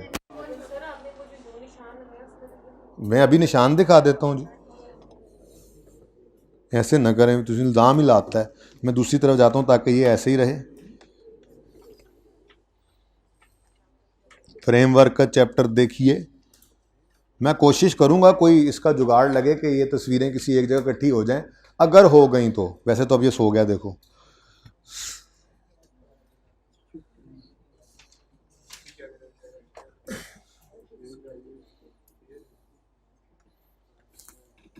चलो जी, इधर से ही जाके देख ले। समझ आ गई है? नहीं, अभी फिर मुझे भी देखने दो ना। अभी फिर आप लोग ज़रा ध्यान से ऐसा इल्ज़ाम लगाया करो ना। बस ठीक है, अब देख लें दो मुझे। अब मुझे वहम पड़ जो गया है। ये देखें जी, फेयर वैल्यू और value in use exit value है, और ये एंटिटी वैल्यू है। एंटिटी वैल्यू, एग्जिट वैल्यू नहीं है, एंटिटी वैल्यू है। तो ये एग्जिट वैल्यू है। इसकी पिक्चर भाईजान आप फिर आप पता नहीं हर बार पिक्चर लेने लग जाते हो। ये पहले भी तो ली थी आपने, जितनी बार ये वो पड़ा हुआ है भाई, जितनी बार कोई चीज खुलती है इधी पिक्चर, इधी आपको समझ नहीं आनी तेनू ये केड़ी है ते वो केड़ी है। और बेटा जी, 9th क्वेश्चन कहा था कि आपने लेक्चर नोट्स का कर लेना है। उसका टाइम नहीं मिला तो उसकी पिक्चर ले लीजिए। ये सोल्यूशन है। ये क्वेश्चन नंबर 9 है, पेज नंबर बहुत सिंपल है, 968 है। इसका सोल्यूशन आपको प्रोवाइड नहीं किया हुआ था, बस इतना याद रखना। यहां बता देता हूं क्या करना है। इसमें हुआ ये था, पहले सुन लो तस्वीर कशो। इसमें हुआ ये था कि हमारे कुछ कन्वर्टेबल इंस्ट्रूमेंट्स थे जो इस साल के दौरान कन्वर्ट हो गए। ठीक है, जो कन्वर्ट हो गए वो तो आ गए बेसिक ईपीएस कैलकुलेशन में, क्योंकि वो तो शेयर्स जो बन गए। तो पहले 3 महीने वो कन्वर्टेबल इंस्ट्रूमेंट्स थे, चौथे महीने के पहले दिन वो कन्वर्ट होकर शेयर बन गए। बेसिक ईपीएस कैलकुलेशन में वेटेड एवरेज में आ जाएंगे, बेसिक ईपीएस निकल आएगी। फिर डायल्यूटेड की जब बात करेंगे तो यहाँ गेम पड़ेगी। वो गेम ये पड़ेगी कि ये जो शेयर्स 9 महीने कन्वर्ट होने के बाद ऑर्डिनरी बने, ये जो शेयर्स थे यानी 50%, आधे शेयर्स, आधे डिवेंचर्स शेयर बन गए थे, आधे नहीं बने थे। तो जो आधे डिवेंचर्स शेयर बने, 3 महीने वो डिवेंचर रहे तो उनका इंटरेस्ट आएगा, अगले 9 महीने का नहीं आएगा। 3/12 किया हमने। बाकी आधे पूरा साल रहे। इसी तरह से जो आधे कन्वर्ट होके 9/12 चले गए वेटेड एवरेज शेयर्स में, वो डायल्यूटेड के अंदर नहीं आ सकते, वो तो बेसिक में चले गए। तो फिर यहां पे 3/12 आने हैं, बाकी आधे ठीक हैं। तो ये सोल्यूशन सिर्फ तस्वीर ना खींचो, जरा समझ लो। ठंडे दिमाग से जब रिलैक्स होकर करोगे ना, सवाल भी हो जाएगा इंशाल्लाह, सोल्यूशन भी मैच हो जाएगा।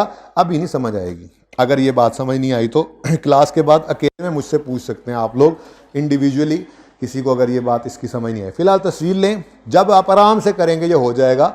अभी वक्त का तकाजा ये है कि इसको छोड़ दें, तस्वीर ले लें बस।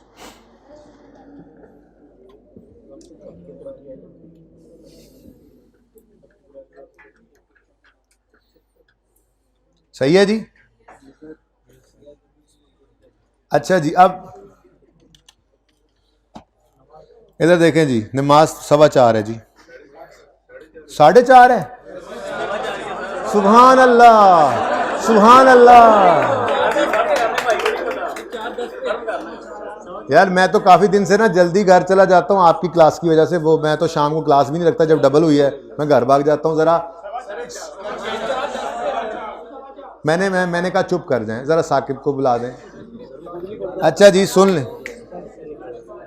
ये क्वेश्चन 9 जो था, इसका सोल्यूशन आपको दिखा दिया है। एनपीओ में क्वेश्चन 14 की एडजस्टमेंट फॉर क्यों इग्नोर की थी, ये बात रह गई है। ऑरेकल फैमिली में सिर्फ इन्वेंट्री निकलवानी है, ये बात रह गई है।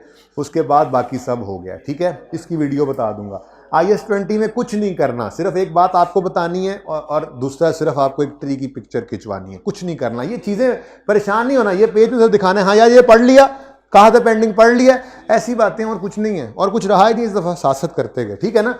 तो देखते हैं ये एंड पे, देखो एंड पे क्या लिखा हुआ है, जनरल गाइडलाइंस प्रेपरेशन की, ये भी होनी है, ठीक है। हाँ तो इसलिए ये छोटी छोटी चीज़ें हैं, प्लीज़ प्लीज़ अगर चुप रहेंगे तो बाद में ना बेटा, एक बार क्लास खत्म हो जाए मैं बैठ जाऊंगा, जब तक आपका दिल करे मेरे साथ बैठ के गप्पे भी लगाना, शुगल भी लगाना, लेकिन प्लीज़ अभी चुप कर जाओ, ताकि जो बच्चे घर जाना चाहते हैं फ्री होकर, किसी की कोई मजबूरी भी है बैठा हुआ है, तो उस बेचारे को तो जाने दो, ना करो ऐसे। अच्छा जी, एनपीओ का चैप्टर फिर वापस आ गया। एक एडजस्टमेंट है, एक छोटी सी एडजस्टमेंट, ब्लैक की हुई थी मैंने, ब्लैक जहां तक मुझे याद पड़ता है यार, कुछ नहीं होता ना, थोड़ी देर देखो ये हाँ, पर्चे पे सवाल पे तो इसका कोई असर नहीं पड़ता, पूरा सवाल हो गया था, लेकिन ये था क्या, तो पेज नंबर 890 पे मैं हूं, आपको किताबें खोलने की भी जरूरत नहीं है, ठीक है। सुने आप,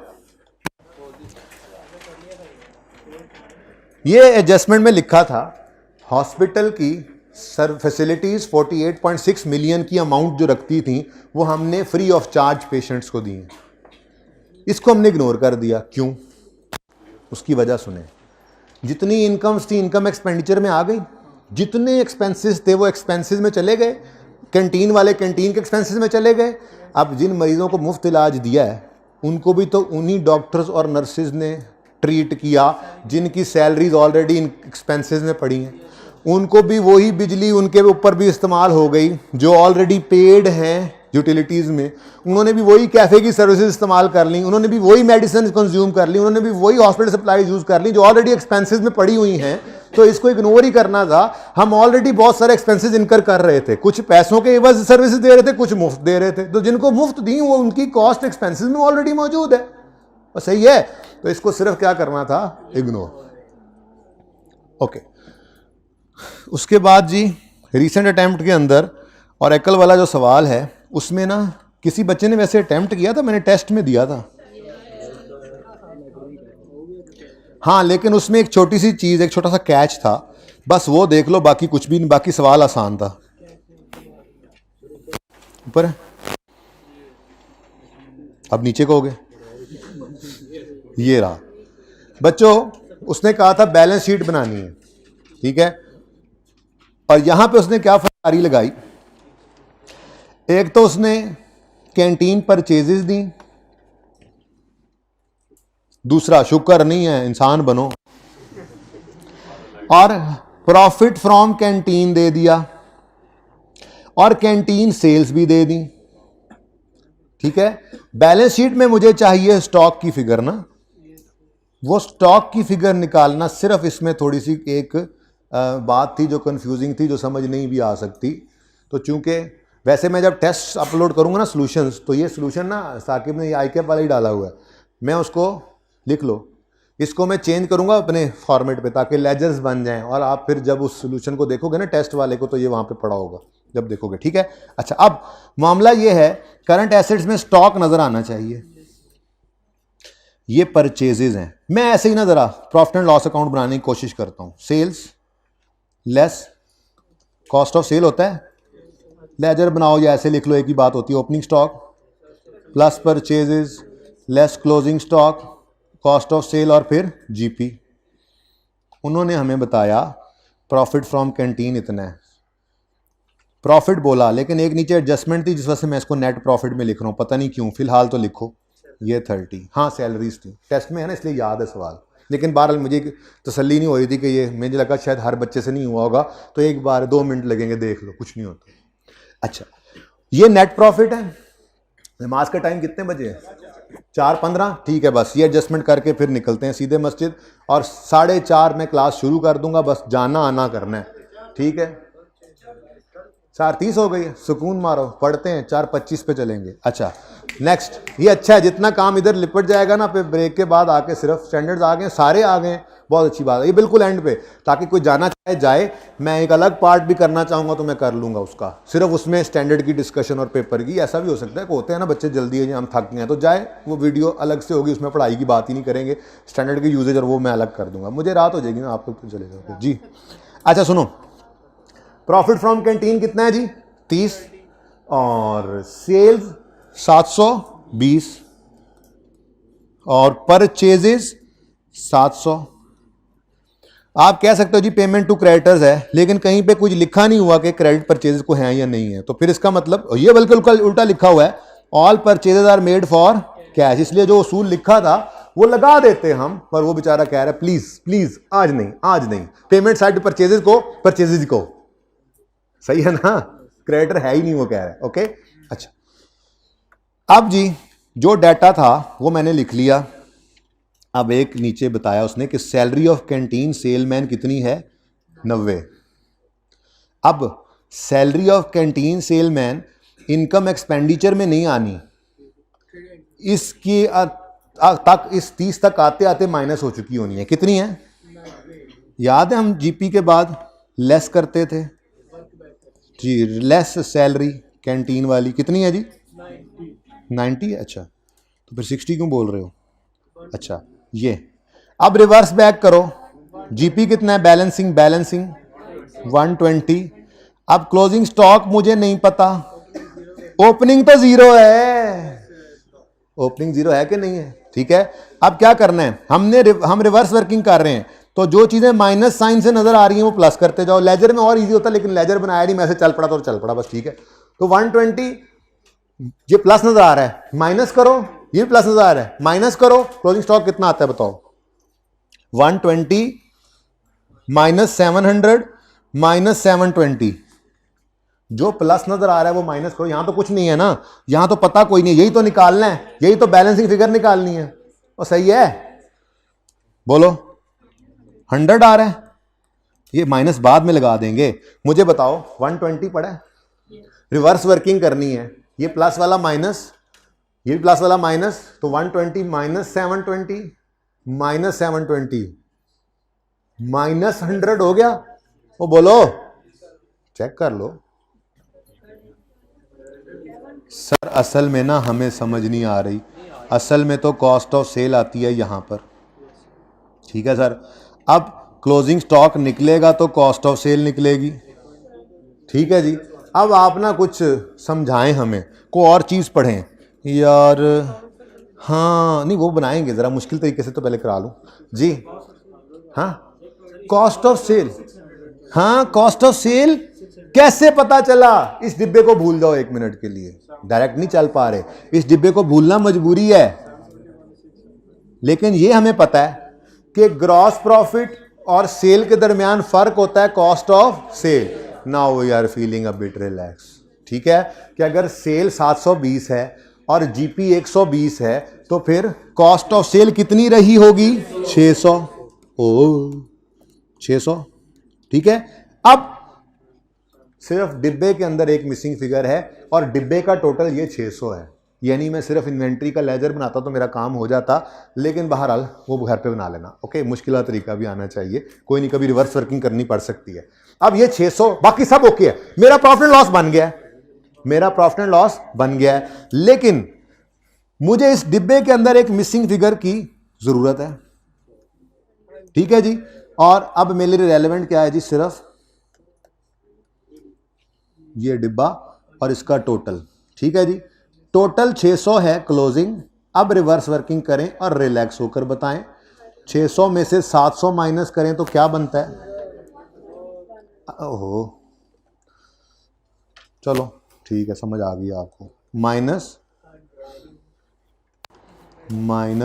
100।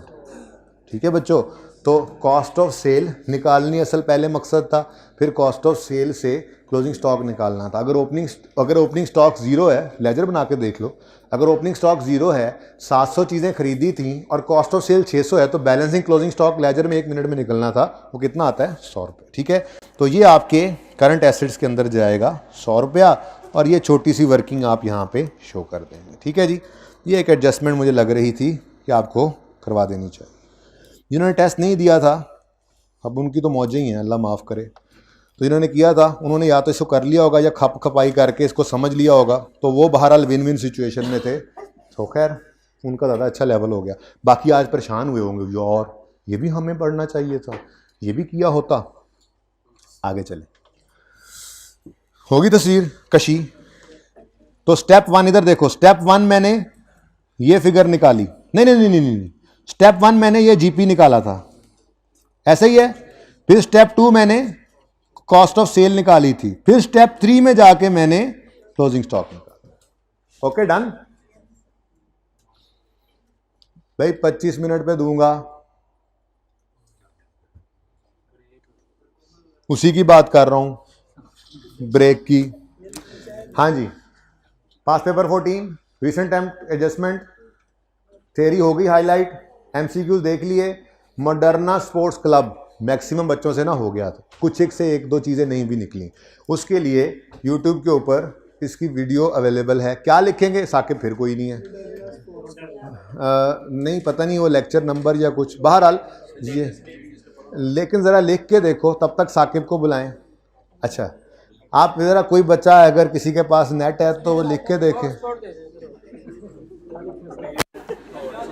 चलें, इस पे टाइम ना ज़ाया हो, तब तक IAS 20 के लेक्चर नोट्स वाली जगह ओपन कर लें। IAS 20 वॉल्यूम 1 के लेक्चर नोट्स ओपन कर लें। कोई नहीं है तो खैर मेरे पास है, आई हैव।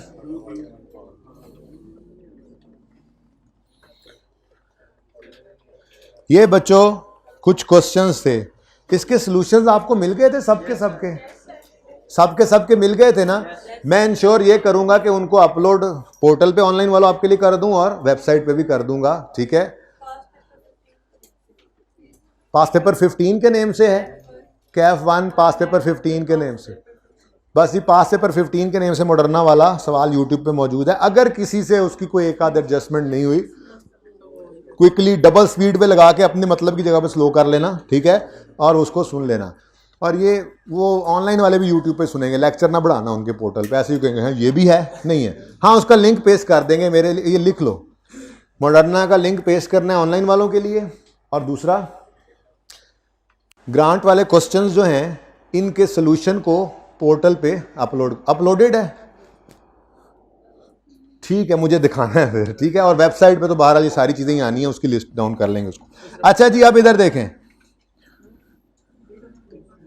ये हमारा टॉपिक है सारा, ये रात को, ये मैंने रात को किया, सुन लो, सारा आपने पढ़ा हुआ है भाई, फिर सारा आपने पढ़ा हुआ, एक बार सुनो तो सही, आप कंफर्टेबल फील, एकदम से आप कहोगे ये टॉपिक तो शायद रिवाइज भी नहीं करना चाहिए था, करना है। लेकिन गवर्नमेंट ग्रांट है related to expenses, expense already आप कर चुके हो। मैं पहले जरा इसकी वेट बढ़ा के ना 1 बाय 1 दिखा दूं, जरा समझ तो आए। गवर्नमेंट ग्रांट एक्सपेंसेस से रिलेट कर रही है, ठीक है जी, और ऐसा एक्सपेंस है जो पास्ट में आप कर चुके हुए हो। तो जैसे ही ये पैसे आए या कोई इमीडिएट किसी ने फाइनेंशियल सपोर्ट कर दिया है तो फौरन इनकम बना लो, record as income in period when it becomes receivable. वो हमने आज समझ लिया कि रिसीवेबल भी बन जाए तो इनकम बन सकती है, ठीक है ना। इसके लिए क्वेश्चन 1 पेज 475, ये साथ ही जो लेक्चर नोट्स में क्वेश्चन, ये पुरानी बुक में तो नहीं है। यानी आप ये वाला ट्री घर जाके बना लेना आज मेहनत करके, लेकिन डिब्बे ऐसे ना बनाना मेरे यहाँ से ना क्लिक होने के बाद ये वाले बन गए, वरना मैंने भी दूसरे ही बनाए होने थे। तो डिब्बे प्यारे बनाने की जरूरत नहीं है, लेकिन ये ट्री अपने पास बनाना। अब उससे फायदा ये होगा, जब भी इस गवर्नमेंट ग्रांट पे आओगे, ये सिर्फ ट्री आप रिवाइज कर देखोगे, उसके बाद ये 9-10 सवाल जो यहाँ पे लिखे हुए लेक्चर नोट्स, वो करोगे, आपका टॉपिक रिवाइज, ठीक है, ठीक है। सुनो अब अगर grant related to income as a compensation of expense है और वो है फॉर फ्यूचर एक्सपेंसेस, तो क्या करते थे, उसको लायबिलिटी बनाते थे और रिलेटेड एक्सपेंस जैसे जैसे जाता था इसको इनकम बनाते थे। आगे ऑप्शन था कि उसको चाहो तो इनकम अलग एक्सपेंस अलग रखो, चाहो तो नेट कर दो, ठीक है, यही लिखा हुआ है। Grant for future expenses record in profit and loss in the period when related expense is recorded. मतलब समझो, यानी पहले लायबिलिटी बना लो और जब रिलेटेड एक्सपेंस फ्यूचर वाला रिकॉर्ड हो तभी इसको भी रिकॉर्ड करो। आगे ऑप्शन क्या था, इनकम के तौर पे सेपरेटली दिखाओ, इसको डायरेक्ट अप्रोच कहा था। रिलेटेड एक्सपेंस से नेट कर दो, इसे इनडायरेक्ट कहा था। इसके लिए ये दो क्वेश्चन यहीं पर मौजूद हैं, क्वेश्चन 2 और क्वेश्चन 3, इसी तरतीब से लिखे हुए हैं क्वेश्चंस लेक्चर नोट्स में, ठीक है। ये तो होगी ग्रांट रिलेटेड टू इनकम या एक्सपेंस भी बोल देते हैं इसको। Next is grant related to asset. सब आपने पढ़ा हुआ है, ये सिर्फ रिवीजन है, ये बनवाता हूं। ग्रांट रिलेटेड टू एसेट में मॉनिटरी एसेट यानी कैश मिला है to receive to acquire an asset. आपने कहा था जी वो जो एसेट हमने खरीदना है वो डेप्रिशिएबल है। चुप कर दें, थोड़ा सा इधर होके बैठ जाए जी। हाँ जी, आप दोनों को ही कह रहा हूँ, थोड़ा साइड पे हो जाए, मुझे पता लग रहा है। कैश फॉर, आपने जो कैश रिसीव हुआ है जिससे एसेट खरीदना है, जो ग्रांट रिसीव हुई है कैश में जिससे एसेट खरीदना है, वो एसेट डेप्रिशिएबल है। तो क्या करते थे, ग्रांट को क्रेडिट कर देते थे डेफर्ड लायबिलिटी में और रिकॉर्ड करते थे इनकम में over useful life of asset, direct approach. Grant को एसेट में से ही क्रेडिट कर देते थे, इनडायरेक्टली रिकॉर्ड करते थे इन income over useful life by way of reduced depreciation. Question 4 इसका है, क्वेश्चन 5 इसका है, ठीक है। आगे बढ़े। अगर मॉनिटरी एसेट यानी कैश रिसीव हुआ है टू एक्वायर एसेट और जो एसेट आपने एक्वायर किया है वो नॉन डेप्रिशिएबल है, ईजी लैंड, तो ये तो डेप्रिशिएट नहीं होना। अब क्या करो, वो पास पेपर बेल में भी एक एडजस्टमेंट थी, यहां पे सवाल के ऊपर भी मैंने लिखवाया, अगर कहो तो दिखाऊं। ये देखो पास पेपर 4 एडजस्टमेंट थी, जब ये सवाल करवाया था तो रेफर भी किया था इसको, ये पास पेपर भी किया हुआ है। तो वो कहता है यहां पे IAS, यहां कैपिटल फंड वाला चक्कर नहीं है ना, IAS 20 कहता है अगर कोई ऐसी ग्रांट रिसीव कर लो जो नॉन डेप्रिशिएबल एसेट की हो तो कोई रीजनेबल बेसिस हो जिन पर उसको इनकम बनाना है। तो रीजनेबल बेसिस हमने क्या ढूंढी थी, लैंड है तो इंतजार करो इसकी बिल्डिंग बन जाए फिर रीजनेबल। अगर लैंड ही रहना है, उन्होंने कहा गंदम उगाओ 5 साल, तो 5 साल पे फिर इनकम बना लो। होता है ना, गवर्नमेंट ने कहा ये इतने एकड़ जगह तुम लो, गंदम का काल पड़ गया, हालात ऐसे नहीं है, तुम फार्मर हो, तुम्हें ये 50 एकड़ देते हैं, यहां पे गंदम लगाओ, जमीन हमारी तरफ से, मुल्क में गंदम की कमी है, कोई तैयार भी नहीं है, चलो तुम करो। अब लैंड एज अ ग्रांट मिला है, 5 साल बाद वापस मिल जाना है। अब उसकी इनकम बनानी है, अगर कोई पैसे दिए हैं या फेयर वैल्यू लगा ली है तो इनकम कैसे बनाओगे 5 साल पे, कोई रीजनेबल बेसिस ढूंढोगे ना। तो अगर आपने मॉनिटरी एसेट यानी कैश रिसीव किया है टू एक्वायर एसेट और एसेट एक्वायर कर बैठे हो नॉन डेप्रिशिएबल, तो grant should be recorded as income on the basis that best reflect the manner in which conditions are met, जिसको हमने रेफरेंस के तौर पे बिल्डिंग कह दिया था, नहीं तो कोई और बेसिस ढूंढेंगे, कोई तो ढूंढेंगे। और अगर नॉन मॉनिटरी एसेट ही मिल जाए यानी वो प्लॉट या मशीनरी ही मिल जाए तो क्या करो, अब ये भी पढ़ा के आ रहा हूं। चाहो तो फेयर वैल्यू पे रिकॉर्ड करो, ये इसका क्वेश्चन 6 था, क्वेश्चन 7 इसका है, ए पार्ट। चाहो तो नॉमिनल वैल्यू पे करो, ये बी पार्ट है। और ठीक है, यानी दे पढ़ने में कितनी देर लगेगी, 5 मिनट, और ये सारे सवाल करने में शायद 1 घंटा भी नहीं लगेगा। तो आपका तकरीबन 1 घंटे में ये टॉपिक रिवाइज होता है इस तरह से, ठीक है। अच्छा, ये तो हो गई बात जो गवर्नमेंट ग्रांट्स थी, ठीक है। तो तस्वीर हाफ हाफ ही कर रहा हूं। Government grant related to expenses की अलग पिक्चर बना लो। नहीं, ये बाद में फिर जिन्होंने पूरी खींचनी है, सॉरी, मैं उधर ही करूंगा, अभी सिर्फ हाफ खींचो, फिर मैं इकट्ठी कर देता हूं, तभी उधर चला जाएगा। यार चुप कर जा, जो भी क्लास के बाद करना बातें, जो भी है क्लास के बाद बात करना। एसिड्स वाली अलग से पिक्चर ले लो, फिर इकट्ठा कर देता हूं जिनके पास मजबूत कैमरे हैं उनके लिए।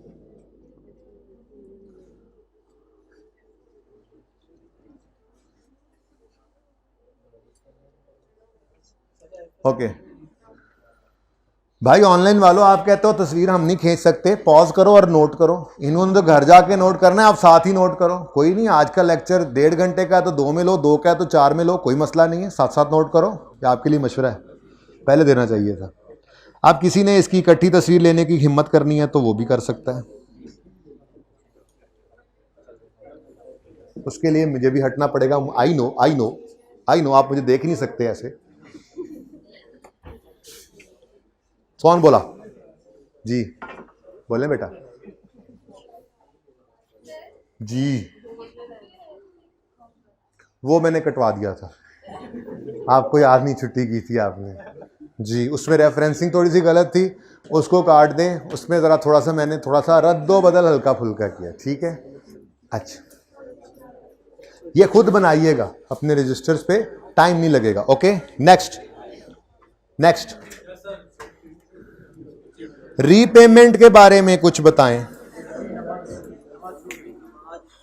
रीपेमेंट ऑफ गवर्नमेंट ग्रांट, अगर एक्सपेंस रिलेटेड ग्रांट थी और रीपे हो रही है तो डेबिट फर्स्ट करें, कोई बैलेंस पड़ा है अनअमोर्टाइज, याद है, और बैलेंसिंग फिगर को फेंक दें एक्सपेंस में, क्वेश्चन 9 पेज 476, ठीक है। और अगर ग्रांट रिलेटेड टू एसेट थी और ग्रांट को लाइबिलिटी रखा हुआ था तो सेम ट्रीटमेंट, अनअमोर्टाइज को डेबिट करो, बाकी बैलेंस फॉरफीट एक्सपेंस, याद आ रहा है। लेकिन अगर खुदा ना खास्ता उसको as a reduction of cost लेते थे ना, तो ऐसी सूरत के अंदर हम एसेट की कॉस्ट ही बढ़ाते थे, debited to asset account, and एकदम से जितनी कम डेप्रिसिएशन चार्ज हुई होती थी वो ज्यादा, and record cumulative depreciation immediately to profit and loss, ठीक है जी। इसके साथ कोई क्वेश्चन यहां रेफर नहीं किया क्योंकि इनमें नहीं है, इसके क्वेश्चन हमने किया था गालिबन बासित लिमिटेड प्रैक्टिस सेट, तो वो इसके साथ लिख लेना, मुझे अब रात को उधर जाके देखने का, बस ये साथ साथ नजर आ रहे थे ना तो कर रहा था रेफर। अच्छा जी, अगली बात तो नोट करने वाली नहीं है, वो ज़बानी है। वो ये है कि कभी कभी ऐसा होता है कि एक बंदा आके इकट्ठे ही पैसे दे देता है, कहता है जी इसमें से आपने लैंड भी इसी में से खरीदना है, बिल्डिंग भी इसी से बनानी है, आपने फलां भी इसमें से करना है, फलां भी, यानी कि एक पूरा पैकेज दे जाता है। Grant related to income expense भी होती है, ग्रांट रिलेटेड टू एसेट भी होती है। तो फिर उस केस में स्टैंडर्ड ये कहता है कि आप इनको सबको अलग अलग कर लो, कोई इतनी रॉकेट साइंस नहीं, बस पता होना चाहिए, अलग अलग करके उनके साथ वही ट्रीटमेंट करो जो ऊपर अलग अलग बताया गया है, कोई पैकेज कोई नहीं होता, हर एक का ट्रीटमेंट अलग और उसके रिलेटेड एक्सपेंस जैसा, ठीक है। Grant received as a combination या पैकेज, इमीडिएट फाइनेंशियल सपोर्ट भी मिल गई, फ्यूचर एक्सपेंसेस के लिए भी, पास्ट एक्सपेंसेस के लिए भी, और फॉर एसेट भी, मुख्तलिफ चीज़ों को इकट्ठा, ये पकड़ो यार इसमें तुम्हारा वो काम भी, ये भी कर लो। आपने कहा जी ठीक है, आपने तो इकट्ठे दे दिए, हमने अकाउंटिंग अलग अलग करनी है, तो हर एक को क्या करो, all these will be separately recorded as income in profit and loss as discussed in previous tree. Previous tree में क्या कहा था, कैसे इनकम बनाओ, जो इमीडिएट फाइनेंशियल सपोर्ट वाली है उसे डायरेक्ट इनकम में, जो फ्यूचर वाली है उसे लाइबिलिटी बना के रिलेटेड एक्सपेंस के साथ, जो एसेट वाली है उसको, वो सही है, तो जो ऊपर डिस्कशन हुई कह रहा है बिल्कुल वैसे ही कर लो। ओके चल, फुल पिक्चर इसकी क्या, फुल बस 3 कर तो ली, इसकी तो फुल पिक्चर नहीं है, तो अलग अलग ही फुल थी, ये अलग चीज थी, अलग अलग रखनी है तो अलग अलग ही रखो, फुल पिक्चर वाले तो होंगे।